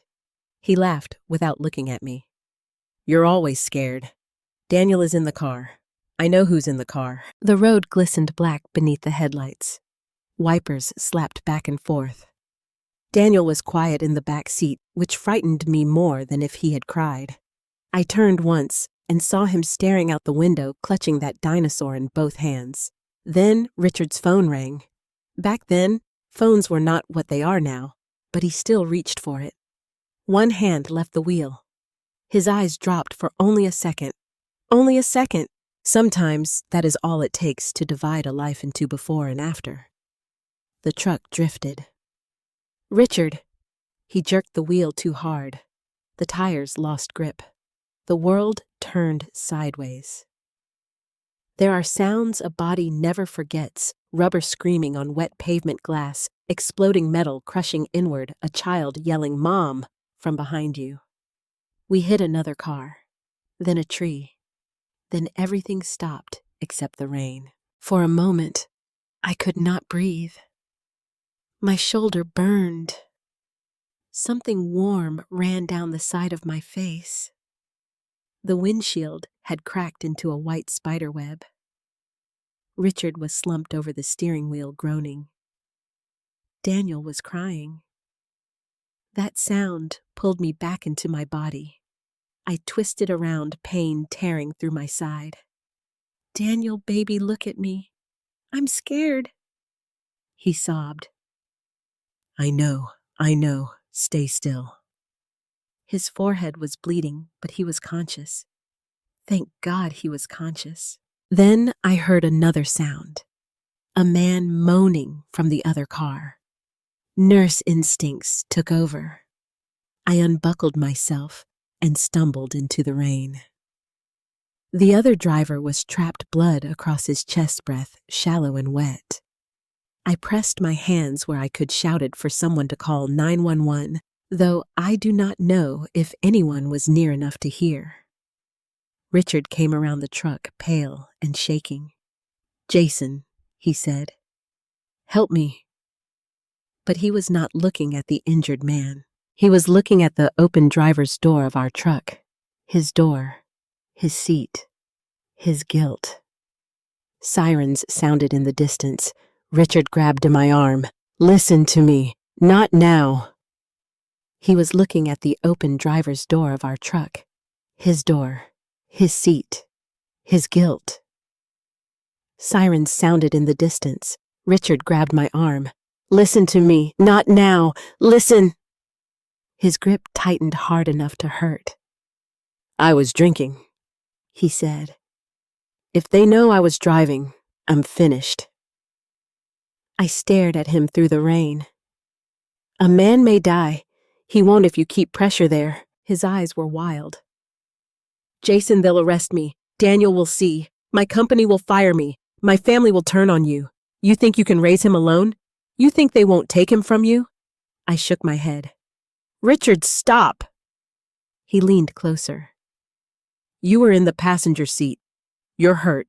Nobody saw. Say you were driving." "No." "You have to." "No." Then he said the words that trapped me. "If I go down, Daniel goes down with me." The sirens grew louder. Daniel cried from inside the truck. "Mommy!"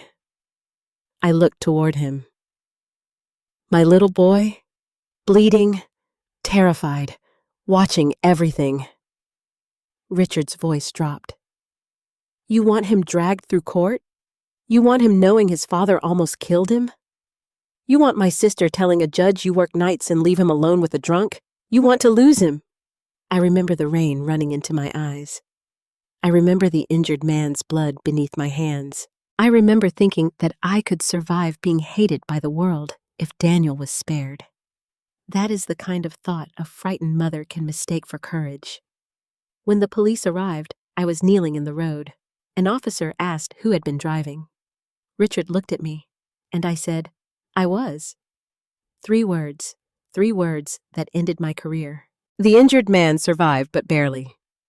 His name was Alan Pierce. He spent months recovering. I wrote letters to him I never sent. What could I say? I am sorry for something I did not do, but also sorry because I helped hide the man who did it. The police report listed me as the driver. Alcohol was suspected because Richard had been drinking, but I had not. Confusion at the scene, conflicting injuries, rain trauma. Everything became murky enough for Richard to escape and clear enough for me to be stained. At St. Anne's, whispers began before the official review. A nurse involved in a drunk driving crash. A mother who endangered her child. A woman cracking under stress. Dr. Susan Carter pulled me aside in the hospital corridor 2 days later. Her face was pale with anger. Jason, I know you, she said. Tell me what happened. I told the police. No, you told them something. I'm asking what happened. I looked away. She lowered her voice. Were you driving? I could not answer. Her eyes filled. Oh, Jason. That was the first time I realized silence could sound exactly like confession. Within weeks, I was placed on leave. Richard told me it was temporary. Harold Bennett quietly arranged statements and advised me not to fight unless I was willing to expose everything. Richard's family circled him like guards. His sister called me unstable. His brother hinted that Daniel might be safer with stronger people if I could not handle motherhood. So I folded. I signed what needed signing. I resigned before they could publicly dismiss me. And Daniel remembered only pieces. The rain. The hospital. His mother crying. His father standing tall beside the bed, telling him everything would be okay. That was the beginning of the lie Daniel grew up inside. People in our neighborhood treated me differently after that. Some were kind in uncomfortable ways. Others avoided my eyes. A woman at the grocery store once moved her cart away from mine and whispered, "That's the nurse from the accident." I wanted to scream, I was not driving. Instead, I bought milk bread and Daniel's favorite cereal. Richard did not become grateful. That was another lesson I learned too late. Sacrificing yourself for someone selfish does not soften them.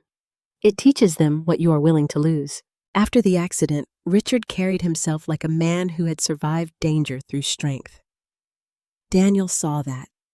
He saw his father return to work. He saw his father command rooms. He saw me lose my uniform, my confidence, my friends, and eventually most of my voice. Of course, he thought Richard was strong. Of course, he thought I was weak. He had been watching the wrong version of the story his whole life. Years later, when Richard wrote his confession, I thought it would free me. It did not. Because by then, Daniel was already grown, already shaped by a father who had escaped consequences and a mother who had carried them. Now, sitting in my bedroom with the open box before me, I understood the cruelest truth of all. I had not saved Daniel from the accident. I had only delayed the moment when the wreckage would reach him. And that moment was coming. Emily moved faster than I expected. 2 days after I opened the box, a certified letter arrived in my mailbox. I knew it was bad before I tore the envelope open. Bad news has a weight to it. The paper feels colder. The words seem to sit too neatly, as if someone has taken great care to make cruelty look official. The letter came from a private elder care assessment agency in Columbus. It stated that Daniel Collins had requested a formal evaluation of my cognitive and emotional capacity due to increasing concerns regarding independent living, financial judgment, and resistance to necessary care planning. Resistance, necessary, care. They were using soft words to build a cage. I stood in the front hallway reading the letter twice, then a third time. By the time I finished, my hands were trembling so badly the paper rattled. Daniel had signed the request. Emily had signed as a supporting family member. There was a section where they listed examples of concern: difficulty navigating downtown, emotional outbursts in front of guests, refusal to discuss safe housing options, attachment to outdated objects, distrust toward immediate family. I laughed when I saw that last line. Distrust toward immediate family. As if trust were something people owed you after you had tried to take control of their home. I called Daniel immediately. He did not answer. So I called again. This time, he picked up. Mom, I'm in the middle of something. So am I said. I just received a letter about a competency evaluation. Silence. Then he sighed. I didn't want you to find out this way. How did you want me to find out? After strangers knocked on my door with clipboards. That is not fair. No. Daniel, what is not fair is my son signing papers to question my mind because I would not hand over my house. His voice tightened. This is not about the house. Then withdraw the request. Another silence. I already had my answer. Emily's voice appeared faintly in the background. Daniel, don't engage if she's upset. I closed my eyes. Put me on speaker, I said. Mom. Put me on speaker. A second later, the sound shifted. Emily's voice came through clearly. Jason, we are worried about you. No, Emily. You are worried about access. That is a cruel thing to say. It is an accurate thing to say. Daniel snapped. Enough. This is exactly why the evaluation is necessary. You're paranoid. That word landed harder than weak. Paranoid. A woman becomes paranoid when she notices the knife before it enters her back. I sat down on the bottom stair because my knees suddenly felt unreliable, but my voice stayed calm. Daniel. I am going to say this once. I am of sound mind. I have legal documentation stating you have no authority over me. If you continue this, you will force me to defend myself publicly. Defend yourself from what he demanded. From you. He inhaled sharply. Emily spoke before he could. The appointment is already scheduled. Refusing to participate will only make you look unstable. There it was. The trap. If I went, they would twist my sadness into confusion. If I refused, they would call refusal proof. Richard had taught them better than they knew. When I asked, Daniel's voice was quieter now. Next Thursday, Harold Bennett's office. Neutral location. Dr. Wallace will perform the assessment. Harold's office. He agreed to provide space. That surprised me. Harold had not called. Then I understood. Harold had agreed because he wanted the battle on ground he controlled. All right, I said. Daniel hesitated. All right, I will be there. Emily sounded almost disappointed. Good. That's the mature choice. I gripped the phone tighter. No, Emily. The mature choice would have been asking why I said no before trying to prove I was incapable of saying it. I hung up. For a long time, I stayed on the stairs staring at the letter in my lap. Then the phone rang again. Harold, I assume you received it, he said. Yes. I was going to call after lunch. Daniel's attorney contacted my office yesterday. They requested a neutral meeting space. Daniel has an attorney now. Emily does. That distinction made the hair on my arms rise. What does that mean? It means she is driving this harder than Daniel understands. I looked toward the dining room where the copied accident file sat hidden inside a drawer. What do I do? You come. You answer questions calmly. You bring no anger into that room unless you want them to use it. I smiled sadly. Harold. I have carried anger for 30 years. I know how to fold it small. I know he said, but you won't be alone. Before I could ask what he meant, My call waiting beeped. An unknown number. "Hold on," I said. I switched lines. "Mrs. Collins," a woman asked. "This is Jason Collins." There was a soft pause. "Jason? It's Susan Carter." The room seemed to grow still around me. Dr. Susan Carter, my former supervisor. The woman who had once begged me to tell the truth in a hospital corridor. The woman whose eyes had filled with tears when my silence gave her the answer I could not speak. "Susan," I whispered. "I hope it's all right that I'm calling." Harold Bennett reached out to me. My eyes filled immediately. "He did. He said, your family is questioning your capacity." I pressed one hand to my chest. Yes, her voice changed, becoming firmer. The doctor in her had never retired, not really. "Then I am coming." I blinked. "Coming where? To the assessment? You don't have to do that." "Yes," she said. "I do." The tenderness in her voice almost undid me. "I don't want to drag you into this. Jason, I should have fought harder for you back then." "No. You tried. I suspected Richard was driving. I suspected you were protecting him. But suspicion was not enough, and you would not speak." I have regretted that for years. The past pressed against my ribs. I was afraid, I said. "I know. I thought I was saving Daniel. I know that too." Her voice was quiet, but it held no judgment. That made it harder to bear. Susan continued. "I still have my notes." My breath caught. "What notes?" "Personal notes from the night of the crash and the internal review. They were not part of the official disciplinary file. But I documented inconsistencies. Your injuries were more consistent with the passenger side. Richard's cut pattern matched the steering wheel impact. I wrote down what the paramedic mentioned before the report changed.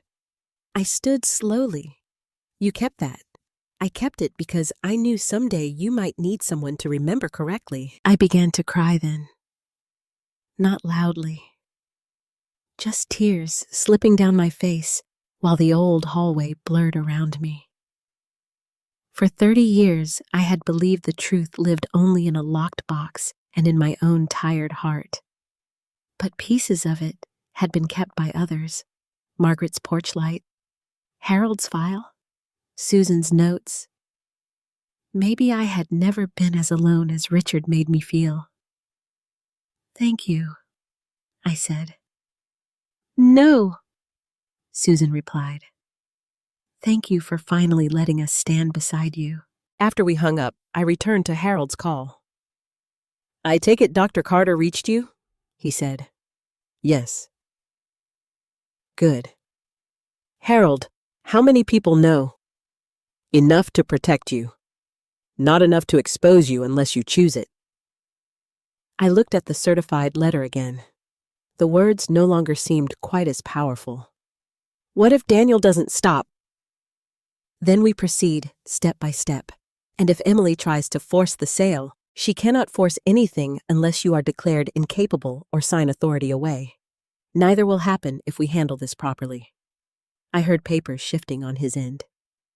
"Jason," he added, "bring Richard's letter." My stomach tightened. "I don't know if I can. You may not need to show it, but you need to know you can." That sentence stayed with me after we hung up. You need to know you can. For most of my life, I had lived by what I could not do.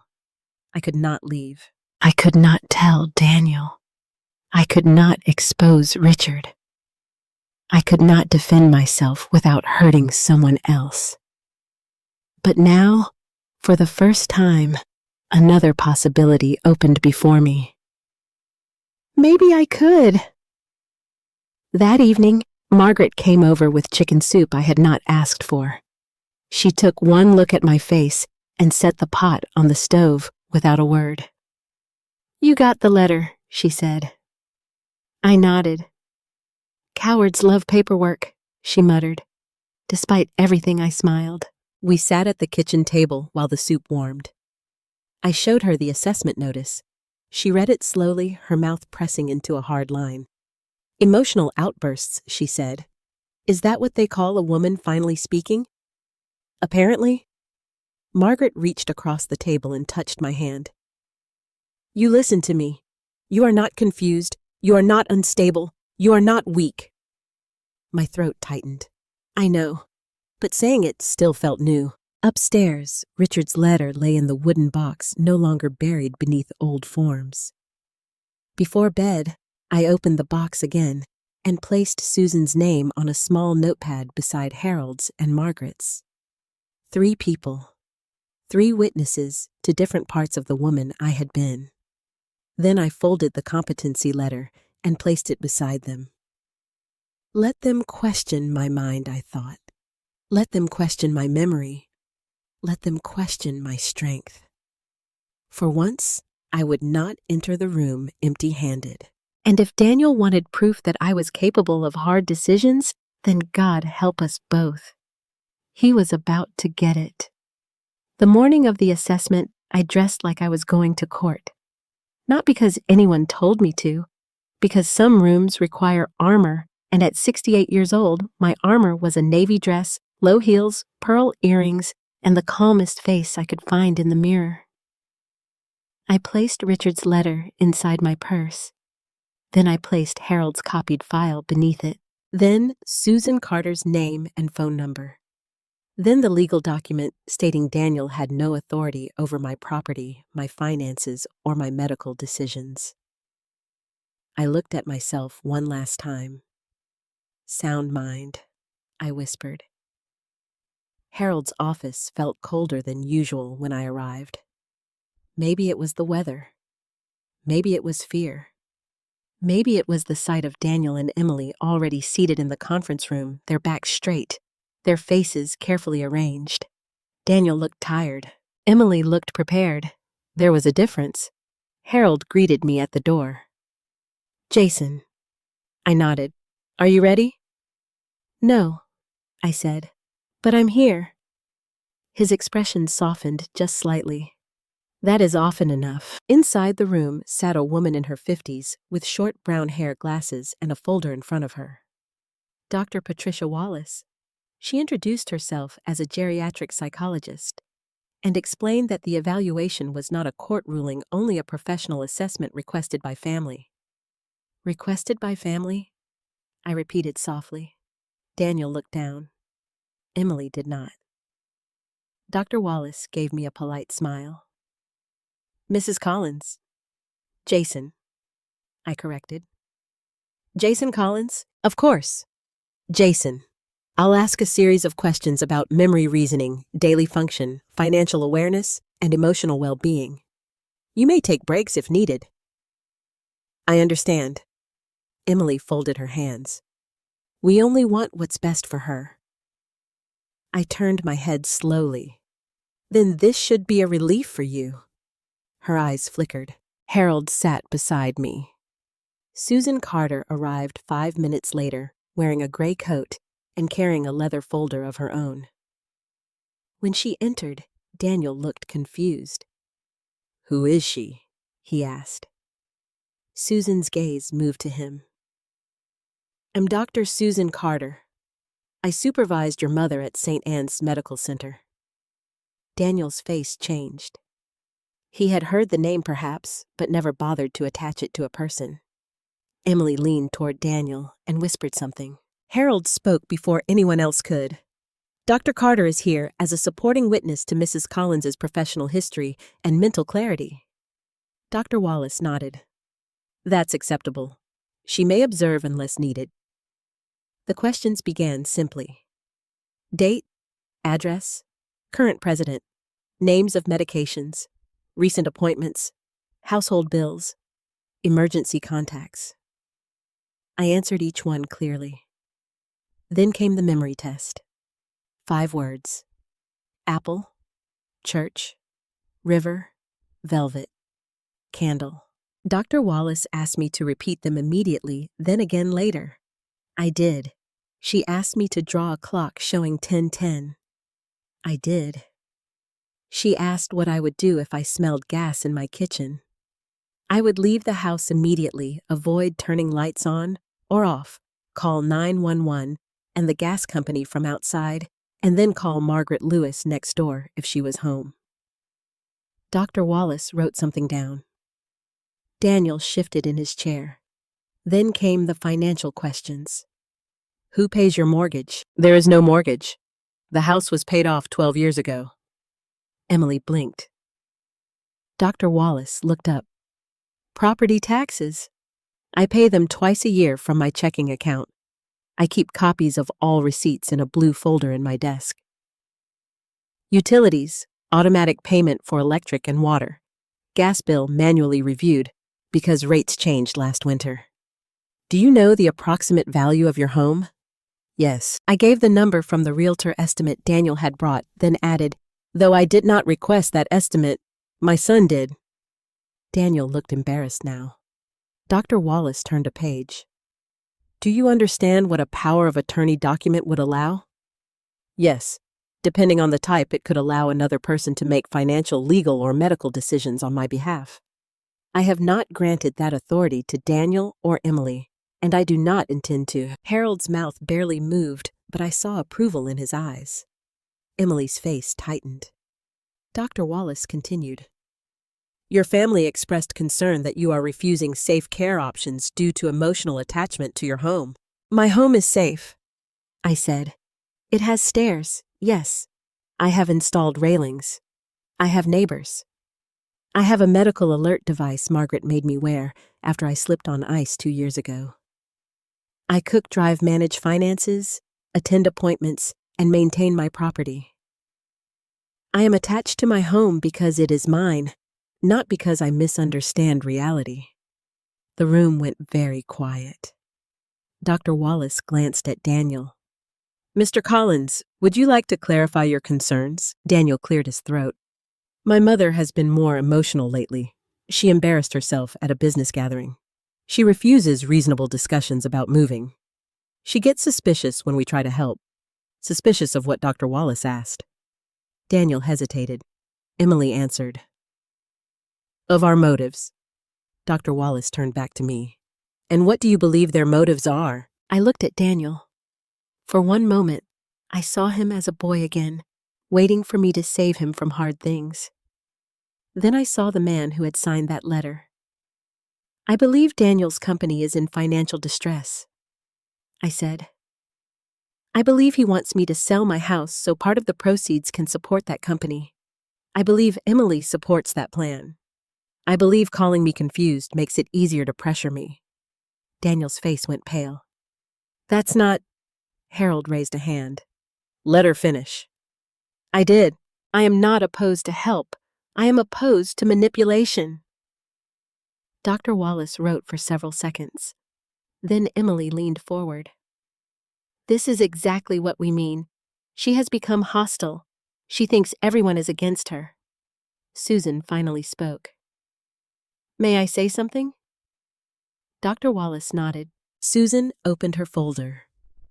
I have known Jason Collins for more than 30 years. I worked with her in high-pressure medical environments. She was steady, competent, compassionate, and widely respected. Nothing I have observed today suggests cognitive decline. What I do observe is a woman under emotional attack while being asked to prove she is not damaged by it. Men's. She was steady, competent, compassionate, and widely respected. Nothing I have observed today suggests cognitive decline. What I do observe is a woman under emotional attack while being asked to prove she is not damaged by it. Daniel looked at Susan as if her words had struck him. Emily said, With respect, you haven't been involved in her daily life. Susan turned to her. Neither, it seems, have you. Emily's mouth closed. Dr. Wallace asked me to recall the 5 words: apple, church, river, velvet, candle. She nodded. The formal evaluation ended after nearly 2 hours. Dr. Wallace removed her glasses and looked at the room. Based on today's assessment, Mrs. Collins appears fully oriented, financially aware, legally competent, and capable of independent decision-making. I see no basis for concluding she lacks capacity. For a moment, no one spoke. Relief moved through me so strongly I had to grip the edge of the table. Daniel stared at his hands. Emily's face hardened, but she smiled anyway. "Well, that is good news." "No," I said softly. "It is truth. There is a difference." Harold reached into his briefcase. "There is one more matter," he said. My heart stopped. He placed a sealed envelope on the table.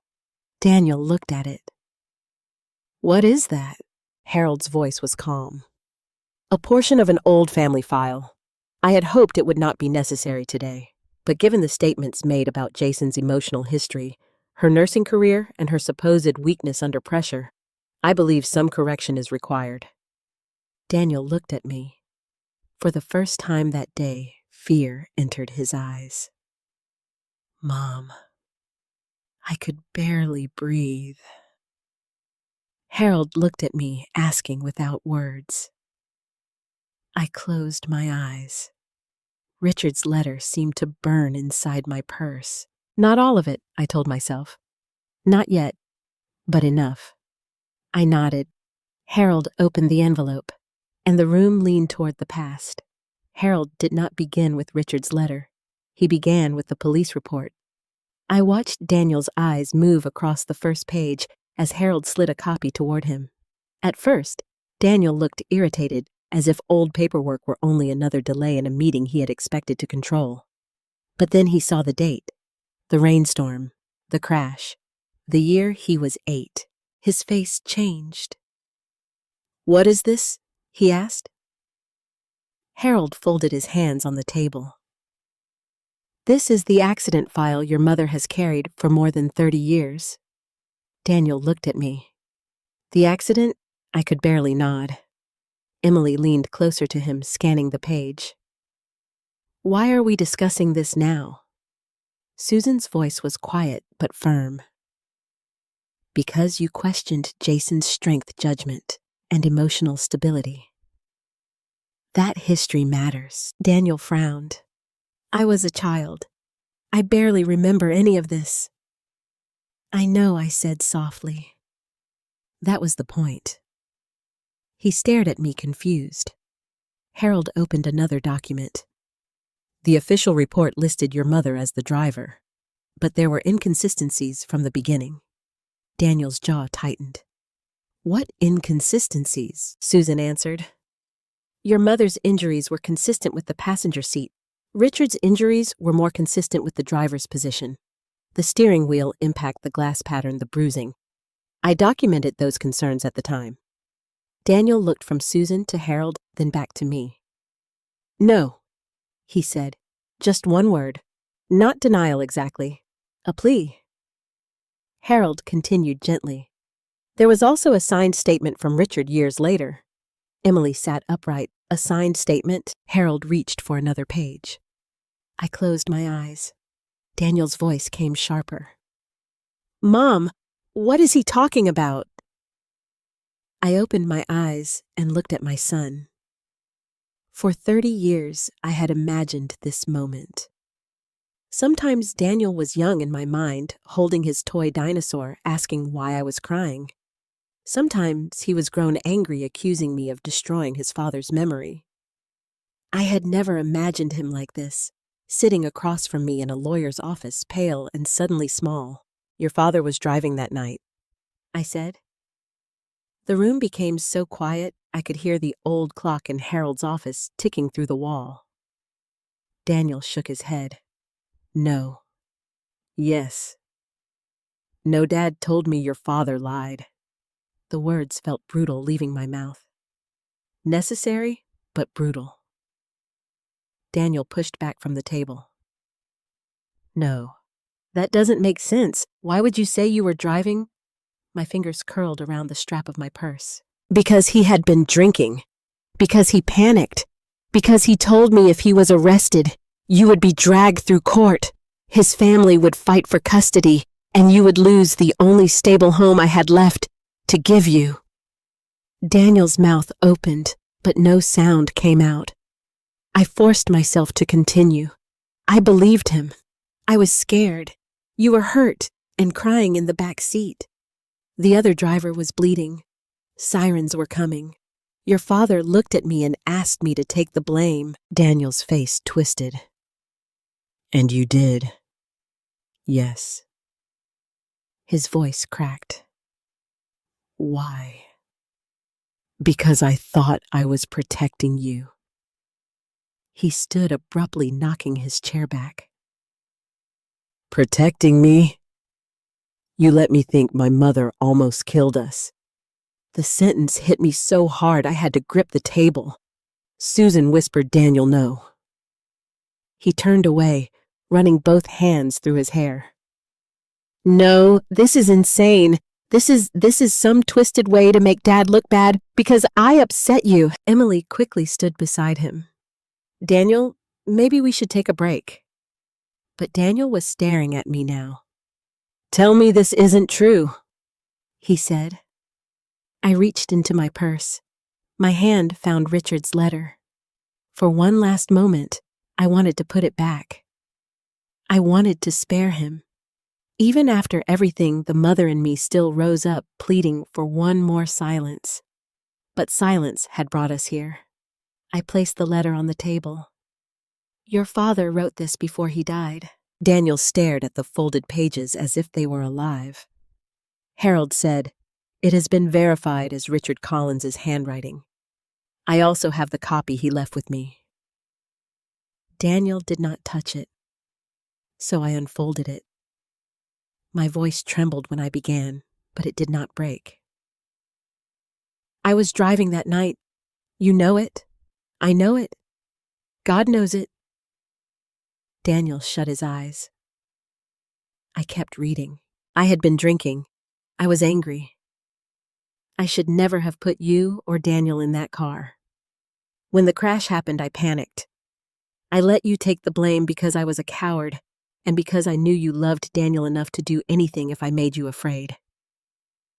The room blurred through my tears. Emily had gone completely still. Daniel lowered himself slowly back into his chair. I read the line I had feared most. You were stronger than I ever was, Jason. I hated you for that.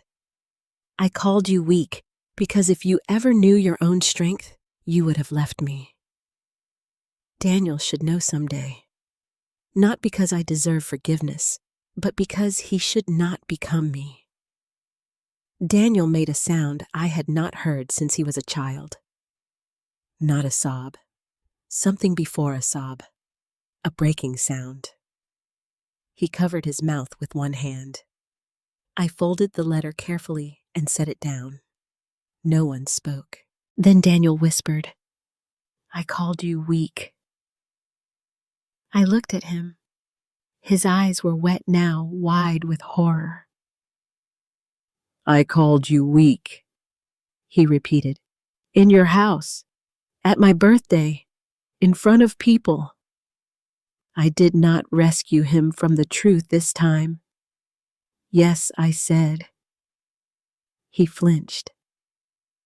I said you weren't good under pressure, he whispered.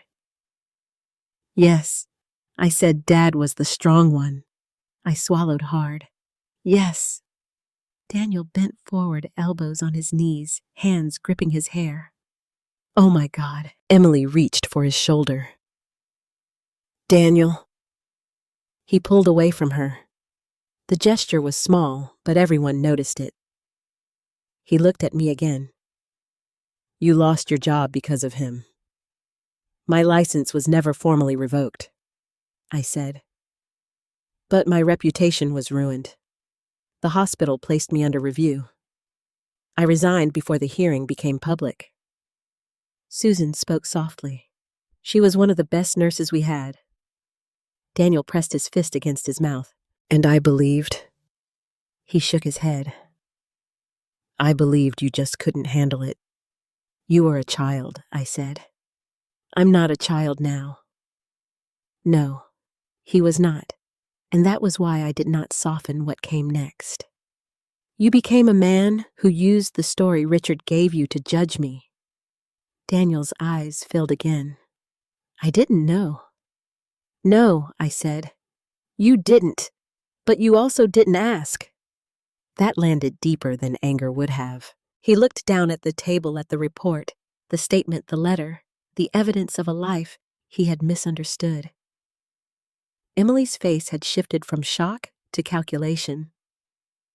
This is painful, obviously, but it still doesn't change Daniel's concerns about the house or your future care. Daniel turned toward her slowly. What? She blinked.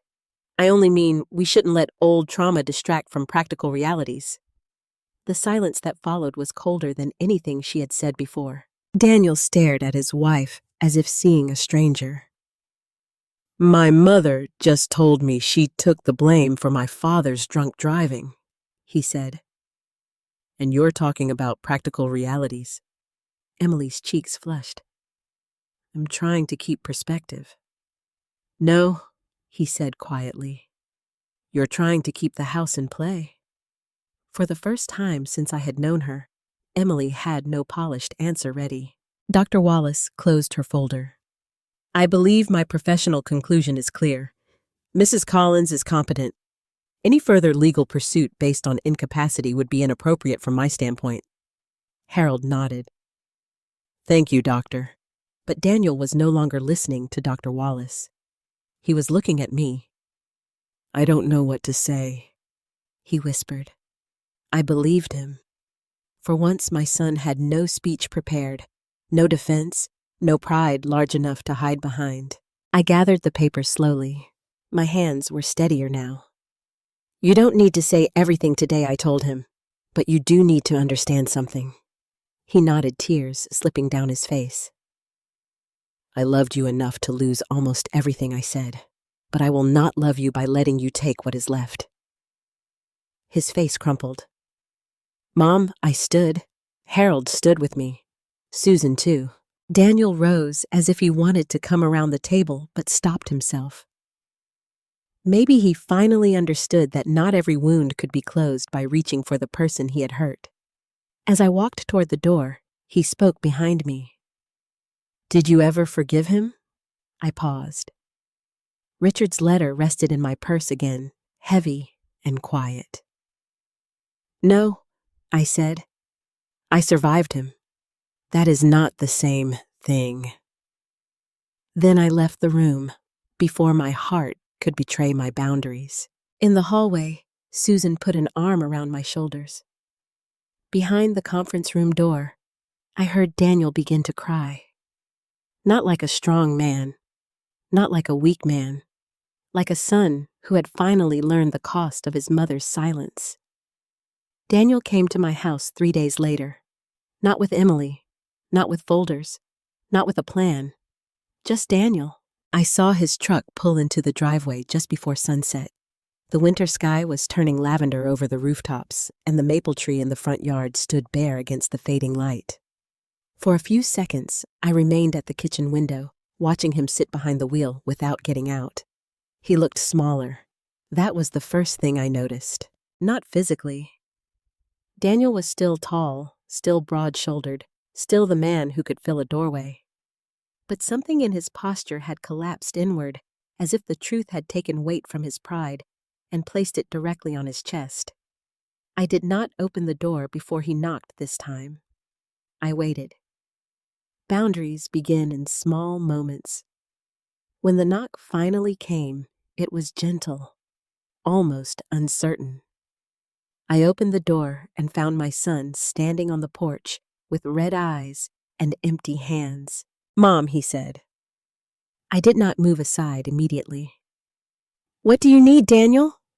The question hurt him. I could see that. Once he would have walked into my house without asking, placed his keys on the counter, opened my refrigerator, and called it comfort. Now he understood, perhaps for the first time, that access was not the same as love. "I need to talk," he said. "If you'll let me." I stepped back. He entered slowly, looking around the foyer as if it had changed. The photographs were still there. The old rug, the umbrella stand, the small table where I kept mail. But Daniel's eyes moved over everything with a tenderness I had not seen in years. In the kitchen, I made tea because my hands needed something to do. Daniel sat at the table without taking off his coat. "You can hang that up," I said. He looked down as if surprised to find himself still wearing it. "Right." He removed the coat and draped it over the back of the chair, then immediately stood and hung it properly on the peg near the door. I noticed. I hated that I noticed. When I placed the mug in front of him, his hands closed around it, but he did not drink. "I read the letter again," he said. I sat across from him. "Harold gave you a copy?" "He asked if you were okay with it first." I nodded. I told him yes. Daniel swallowed. "I read it maybe 20 times. The kitchen felt too quiet. I keep hearing Dad's voice," he said, "but not the way I used to. Now I hear all the things I ignored. The way he talked about you, the way he talked over you, the way he'd call you emotional whenever you disagreed with him." His eyes filled, but he forced himself to keep looking at me. I thought that was normal. I said nothing. He deserved the discomfort of an unanswered sentence. "I thought strength meant not needing anyone," he continued. "I thought it meant making decisions and expecting people to follow.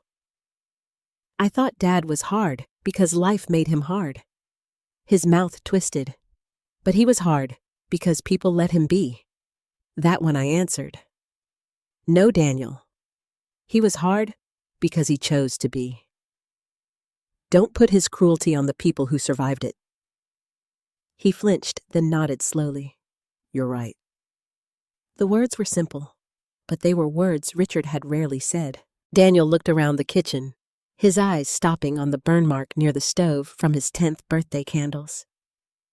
"You protected every good memory I had," he whispered, "even when it meant making yourself look worse." "Yes. I don't know how to live with that. You start by not making your guilt my responsibility." He looked up. I surprised myself with the firmness of my voice. "I have carried enough things that belong to other people. Your father's shame, your childhood peace, your opinion of me. I will not carry your guilt too." Daniel's face crumpled. "I'm sorry," he said. I had imagined those words so many times that hearing them felt almost unreal. "I am so sorry, Mom." His voice broke on Mom. "I called you weak because I didn't understand what strength looked like when it wasn't loud. I let Emily talk about you like you were a problem to solve. I came here with papers." "Papers!" He covered his face with both hands. "I tried to take your choices away after you gave up so many of your own for me." Tears slipped down my cheeks, but I did not reach for him. "Not yet." "Why did you let it go that far?" I asked. Daniel lowered his hands. The question seemed to frighten him more than my anger. He stared into the tea. "My company is in trouble," he said. "I know." He looked at me sharply. "Harold heard things." Daniel nodded, ashamed. "A big development deal fell apart. I borrowed against equipment. I delayed payments. I told myself it was temporary. Then Emily started saying the house was sitting there, that one day it would be mine anyway, that you'd be safer somewhere else." His voice cracked with disgust. I wanted to believe it was concern because that made me less selfish. And Emily, his jaw tightened. Emily knew exactly what she was doing. There was pain in that sentence, but also clarity. She has been pushing me to liquidate anything tied to family. She said sentimental people die poor. She said Dad would have wanted me to use every available asset to protect the business. I almost laughed at that. She never knew your father. No, Daniel said quietly. But she knew the version of him I worshipped. That was true. Some lies become doors for other people to enter. Daniel rubbed his eyes. After the assessment, I started asking questions. Really asking. I looked through old things at home. I found emails Emily sent to her attorney before I even brought you the power of attorney papers. She was already planning the capacity angle. She wrote that elderly parents often resist necessary asset management. Asset management. That was what I had become in Emily's language. Daniel looked sick saying it. I told her I was done, he said. Done with the house. Done with the evaluation. Done letting her speak for me. What did she say? He gave a hollow laugh. That you manipulated me. I folded my hands around my mug. And did you believe her? No, he answered quickly, then softer. For the first time, no. Outside, a car passed slowly down the street. The headlights moved across the kitchen wall and disappeared. Daniel reached into his pocket and pulled out an envelope. I stiffened. He noticed immediately. It's not paperwork like that, I promise. Still, he placed it on the table and slid it only halfway toward me, leaving the choice to reach for it mine. I opened it. Inside was a bank document showing a transfer reversal and a letter addressed to his business partners. He had withdrawn his request to borrow against any family property, including potential inheritance, and formally documented that he had no claim to my residence. I sent copies to Harold, Daniel said, and to my attorney. My throat tightened. That is a start, I said. He nodded. I know it's not enough. No, it is not. He accepted that too. Then I told him something I had not planned to tell him yet. I have made a decision about the house. His eyes widened, but he stayed silent. I am not selling it for your company. I am not signing it over. I am not moving because you or Emily think I should. I understand. But one day, when I choose, not when I am pushed, I may sell it. Daniel looked confused. I stood and walked to the small desk near the kitchen window.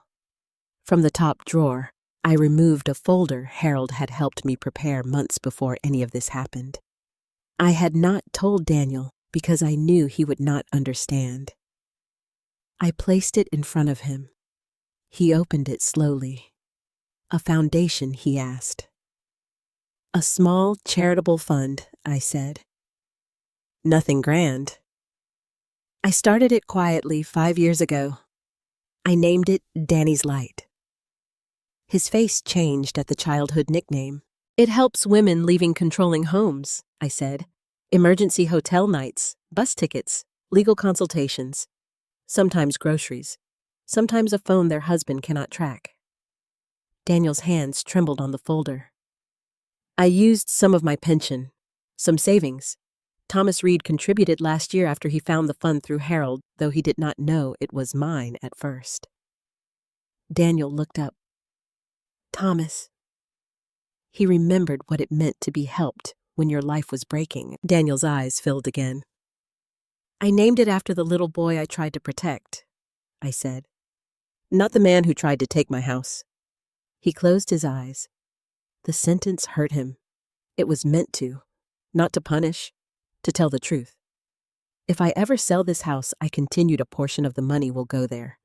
Not to rescue your business, not to reward your guilt, to help women who still think silence is the only way to survive.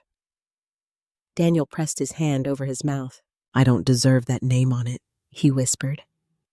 No, I said. You don't.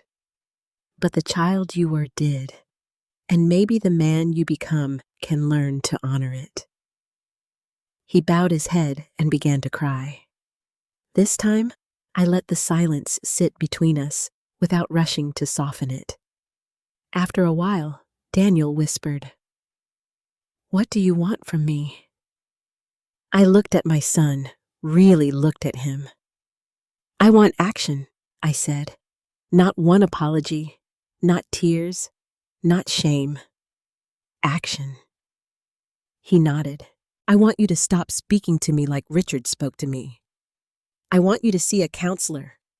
I want you to separate your financial panic from your relationship with me. I want you to tell the truth when it costs you comfort. And I want you to understand that forgiveness, if it comes, will not mean returning to how things were." He wiped his face. "What will it mean? It will mean building something new with someone you can no longer control." Daniel looked at me for a long time. Then he said, "I'll do it." I wanted to believe him, but I had learned that words are doors, not houses. So I nodded once. "We'll see." When he left that evening, he did not kiss my cheek without asking. He stood near the door and said, "Can I hug you?" The question broke something open in me. Not all the way, but enough. I stepped forward and let my son hold me. He cried against my shoulder, and for one brief, aching moment, I felt the little boy with the plastic dinosaur again. But when he left, I locked the door behind him. Not because I did not love him, because I finally loved myself too. Daniel kept his first promise within a week. He did not call me and ask for money. He did not send Emily. He did not mention the house. Instead, he sent me a message that read, "I made an appointment with a counselor, Thursday at 4. I know this doesn't fix anything. I just wanted you to know I meant what I said." I stared at that message for a long time. Then I typed, "Good." One word. It was not warm. It was not motherly. It was not the kind of answer the old version of me would have sent. That version would have added, "I'm proud of you, sweetheart," because she would have been afraid he might stop trying if she did not reward him quickly. But I was learning that love did not have to applaud every small step toward basic decency. Sometimes love could simply witness. Daniel kept trying. 2 days later, Harold called and told me Daniel's attorney had formally withdrawn all documents connected to the competency evaluation. The Elder Care Agency received a written notice that Daniel no longer supported any claim that I lacked capacity. Dr. Wallace's report was filed with Harold clear and direct. I was mentally competent, financially aware, and capable of independent living. I slept better that night than I had in months. Not perfectly. The old dreams still came. But when I woke, I remembered the truth was no longer locked in my closet. The next part happened in public because Daniel chose it that way. I did not ask him to. In fact, when he called and told me he wanted to apologize in front of the same people who had heard him disrespect me, I nearly said no. "You don't need an audience to apologize," I told him. "I know," he said, "but I used an audience to shame you. I should use one to correct it." That silenced me. He invited me to a small dinner at a private room in a downtown restaurant. Not the same restaurant as his birthday. A different one. Quieter. Less polished. He said Thomas Reed would be there along with Mr. Wallace, 2 business partners, Margaret Harold and Susan Carter. Emily would not. When he said that last part, I heard the exhaustion in his voice. "Where is she?" I asked. "At her sister's. We're separated." I closed my eyes. "Daniel, I know," he said quickly. "I'm not asking you to feel sorry for me." "Good." He gave a sad little laugh. "I deserve that. No, I thought, you deserved honesty." But I did not say it. The dinner was on a Saturday evening. Margaret insisted on driving with me, though I told her I could drive myself. "I know you can," she said, pulling on her coat. "But I want to see this boy sweat." "Margaret, What am old, not gentle. For the first time in weeks, I laughed. When we arrived, Daniel was already standing near the entrance to the private room. He wore a dark suit but no tie. His face looked pale in suit but no tie. His face looked pale and he kept rubbing his thumb across his palm, the way he used to before school presentations. When he saw me, he did not rush forward. He waited. "Hi, Mom," he said. "Hello, Daniel." He kept rubbing his thumb across his palm the way he used to before school presentations. When he saw me, he did not rush forward. He waited. "Hi, Mom," he said. "Hello, Daniel. Margaret." Margaret raised one eyebrow. "I'm here as a witness, not decoration." "Yes, ma'am," he said. That pleased her more than she let on. Inside the table was set simply. No gold flakes. No dramatic candles. No flowers chosen to erase family photographs. Thomas Reed stood when I entered. Susan hugged me gently. Harold pulled out my chair. Mr. Wallace gave me an embarrassed nod that told me he remembered every word from the business gathering. Daniel remained standing after everyone sat. His hands shook slightly. "I asked you all here because I owe my mother an apology," he began. The room went still. He looked at me, then at the others. A few weeks ago, in her own home, I spoke about her as if she were weak, confused, and incapable. I did that in front of some of you. I suggested she needed to be managed. I allowed private family pressure to become public humiliation. His voice tightened. I was wrong. No one interrupted. Daniel swallowed. I was not acting out of concern alone. My business was in trouble. I was afraid. I let that fear become entitlement. I looked at my mother's home and saw a solution before I saw her rights. Then, I told myself I was helping her, because that was easier than admitting I was using her. Mr. Wallace looked down at the table. Thomas Reed's eyes stayed fixed on Daniel. Daniel continued. I also repeated a lie I had believed most of my life. I said my mother was weak. I said she was not good under pressure. I said my father was the strong one. His voice broke on father. He took a breath. I know now that my mother survived things I never understood. She carried pain that did not belong to her. She protected me when I was too young to know I needed protecting. And when I became a man, instead of asking about her silence, I judged her for it. Tears filled my eyes, but I held still. This was not mine to rescue. Daniel turned fully toward me. Mom, I am sorry for every time I mistook your gentleness for weakness. I am sorry for letting Emily disrespect you. I am sorry for bringing legal papers into your kitchen. I am sorry for trying to make you prove your mind was sound when my heart was the thing that needed examining. Margaret sniffed beside me. Susan wiped her eyes. Daniel reached into his jacket pocket and took out a folded paper. I have notified my partners that no family property inheritance expectation or asset connected to my mother will be used in any business restructuring. I've also stepped back from 2 projects I could not responsibly fund. There may be consequences. I'll face them. He looked at Thomas. I know this may affect your investment decision. Thomas leaned back slowly. It does. Daniel nodded, accepting the blow. Then Thomas added, but not in the way you think. A man who finally tells the truth about his risk is safer than a man who hides it behind his mother's house. Daniel's face shifted with surprise. Thomas looked at me. Your mother once saved my life by refusing to give up when others were ready to call it over.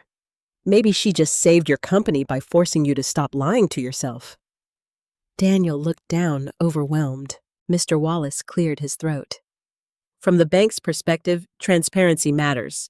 We can discuss restructuring options that don't involve Mrs. Collins's property. Emily would have hated that moment, not because Daniel was being helped, because he was being helped without taking from me. That was emotional justice, not revenge, justice. After dinner, Daniel walked me to the lobby. "Thank you for coming," he said. "I came because you chose truth." He nodded. "I should have chosen it sooner." "Yes," I said. He accepted that too. Outside, the city lights reflected on the wet street. For once, rain did not make my chest tighten. It simply looked like rain. Daniel stood beside me, hands in his coat pockets. "Emily called me today," he said. I waited. "She said I'm throwing away our future because of guilt." "And what did you say I told her any future that required stealing peace from my mother was not worth having?" I turned to look at him. There he was, not healed, not finished, not suddenly transformed into the perfect son, but awake. "I'm glad you said that," I told him.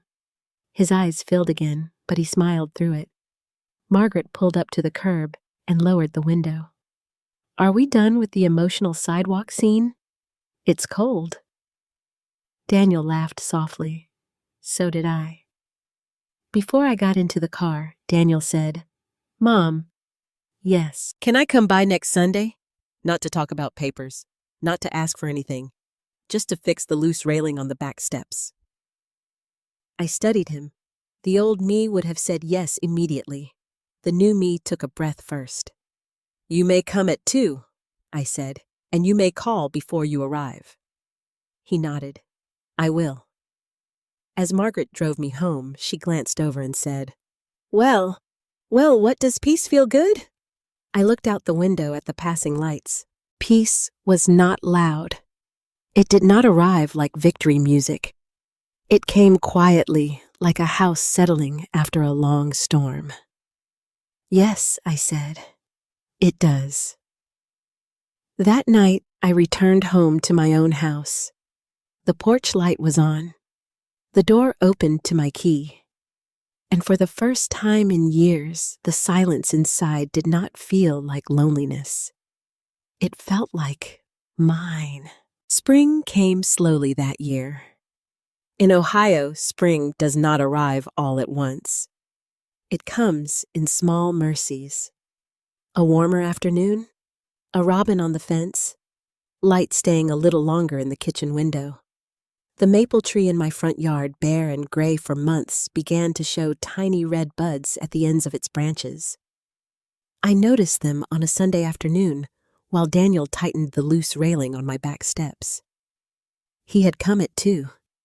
He had called before arriving. He had brought his own tools. Small things, maybe. But small things become large when they replace old wounds. At first, his visits were awkward. He moved around my house like a guest afraid to touch anything. He asked before opening cabinets. He asked before taking a glass. Once he asked if he could move a chair to reach a light bulb, and I almost laughed because this was the same man who had once tried to move me out of my own home. But I did not laugh. I let him learn. Every Sunday, he came for 2 hours. Not all day, not whenever he pleased. 2 hours. Sometimes he fixed something, the loose railing, the dripping faucet, the sticky window in the den. Sometimes he sat at the kitchen table and drank coffee while I folded towels. Sometimes we said very little. Silence was different now. It was no longer the silence of secrets. It was the silence of 2 people learning how to be honest without knowing every word yet. Daniel kept going to counseling. He did not tell me everything, and I did not ask for everything. But sometimes he shared small pieces.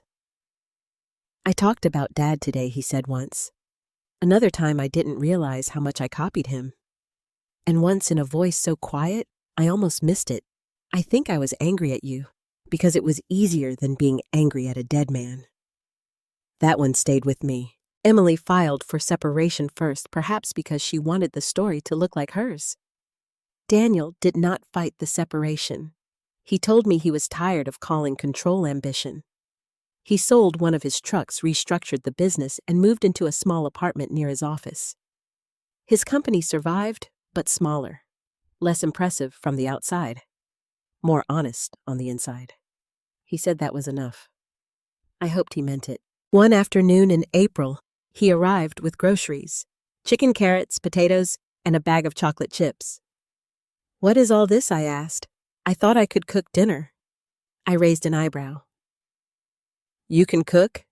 He smiled sheepishly. "I can follow a video. That is not the same thing." "No," he said, "but I'm trying." So I let him make chicken stew in my kitchen. He chopped carrots too thick, burned the onions slightly, and used nearly every spoon I owned. But he cleaned as he went, asked where things belonged, and did not once tell me to sit down like I was fragile. When we ate, the stew was too salty. He waited nervously for my verdict. "It needs work," I said. He laughed. Then I laughed too. It felt strange, tender, almost frightening. Healing often does. People think healing feels like joy, but sometimes it feels like standing in a room after a storm, afraid to trust that the roof will hold. I still had hard days. There were mornings when anger returned sharp and fresh. I would remember Daniel's voice in the restaurant, his face in my kitchen, the paper Emily slid across my table. I would remember all the years I spent being misunderstood by the child I had tried to protect. On those mornings, I did not force forgiveness. I made coffee. I sat by the window. I let the truth exist without dressing it up. That was something Susan taught me. She came by twice that spring. The first time we cried over tea. The second time, we talked about the hospital, about the woman I had been before the accident, about the nurse who still lived somewhere inside me. "You never stopped being her," Susan said. "I stopped wearing the badge. A badge is not the same as a calling." That sentence led me back to Danny's light. The little fund I had started quietly became less quiet. Thomas Reed connected Harold with a local women's shelter. Susan introduced me to a retired social worker. Margaret began knitting blankets and pretending she was not thrilled to have a mission. Daniel asked if he could help. I almost said no. Then I remembered what I had told him: action. So I gave him work. Not leadership, not control. Work. He repaired shelves at the shelter. He installed better locks on 2 emergency apartments. He donated labor anonymously for a woman who needed her porch steps rebuilt after leaving a controlling husband. One Saturday, I watched him kneel beside a broken doorframe measuring wood while a young mother stood nearby holding a baby against her chest. Daniel spoke to her gently, respectfully, no loud confidence, no performance. For a moment, I saw the man he might still become, not because of what I endured, but because he finally chose to become different. In May, I opened the wooden box one last time. The house was quiet that morning, but peaceful now. Sunlight fell across my quilt. The maple leaves outside my window moved softly in the breeze. I carried the box downstairs to the kitchen table because I no longer wanted the past hidden in a bedroom closet like shame. Inside were the same things: the police report, the newspaper clipping, my nursing badge, Daniel's childhood photograph, Richard's letter. I touched each one carefully. Then I made new folders. One folder went to Harold. The legal documents, Richard's verified copy, the evidence that might be needed someday. One folder stayed with me, my nursing badge, Daniel's photograph, Margaret's old note, and Richard's letter. Not because I wanted to keep Richard close, because I wanted to remember the full truth. He had harmed me. He had confessed. Both were true. His confession did not erase the damage. My survival did not make the damage acceptable. Daniel's apology did not return the years I lost. But I was no longer living inside the lie. That mattered. Daniel arrived while the box was still open. He stopped in the doorway. "Bad time." "No," I said. "Come in." He sat across from me, eyes moving to the papers. For a moment, I saw fear pass over his face. I'm not putting them away because they didn't happen, I told him. I'm putting them where they belong. He nodded slowly. Can I ask something? Yes. Why did you name the fund after me? I looked at the photograph of him at 8 years old. Because I needed to remember that protecting you came from love, even if silence became the wrong way to do it. His eyes filled. I don't know if I deserved that kind of love. You were a child, I said. Children do not earn protection. They deserve it. He wiped his cheek quickly. And now you are a man, I said. And men earn trust by what they do next. He nodded. That was enough. Together, we carried the box to the hall closet. Not the bedroom closet, not hidden behind blankets. Just placed on a shelf closed, but not buried. A few days later, Daniel took me to St. Anne's Medical Center. I had not asked him to. He said Susan had invited us to a small retirement luncheon for old staff members. I almost refused. My stomach twisted at the thought of walking those halls again. But Daniel said, I'll go with you. And if you want to leave after 5 minutes, we leave. So I went. The hospital had changed. New entrance, new floors, new signs. But the smell was the same antiseptic coffee worry hope. Susan met us in the lobby. When she hugged me, I felt 30 years collapse and open at once. A few former nurses remembered me. Not as the accident, not as the woman who left. As Jason Collins, RN. The nurse who stayed late. The nurse who sang to frightened patients. The nurse who once told a dying woman she would not be alone. Daniel stood beside me hearing stories he had never asked for. On the drive home, he was quiet. Then he said, I wish I had known her. I looked at him. Who? You. He said, before everything. I watched the road ahead. She's still here, I said. He nodded, crying silently. That evening, after Daniel left, I sat on the porch and watched the sky turn gold behind the maple tree. Margaret waved from next door. Somewhere down the street, children were laughing. For the first time in a long time, I did not feel like a woman waiting for the past to knock. I felt like a woman opening the door to the rest of her life. My son once thought I was weak because I endured in silence.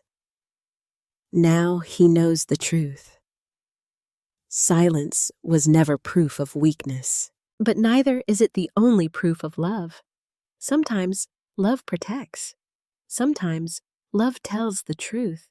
And sometimes after surviving what should have broken you, the strongest thing you can do is stop hiding your own story.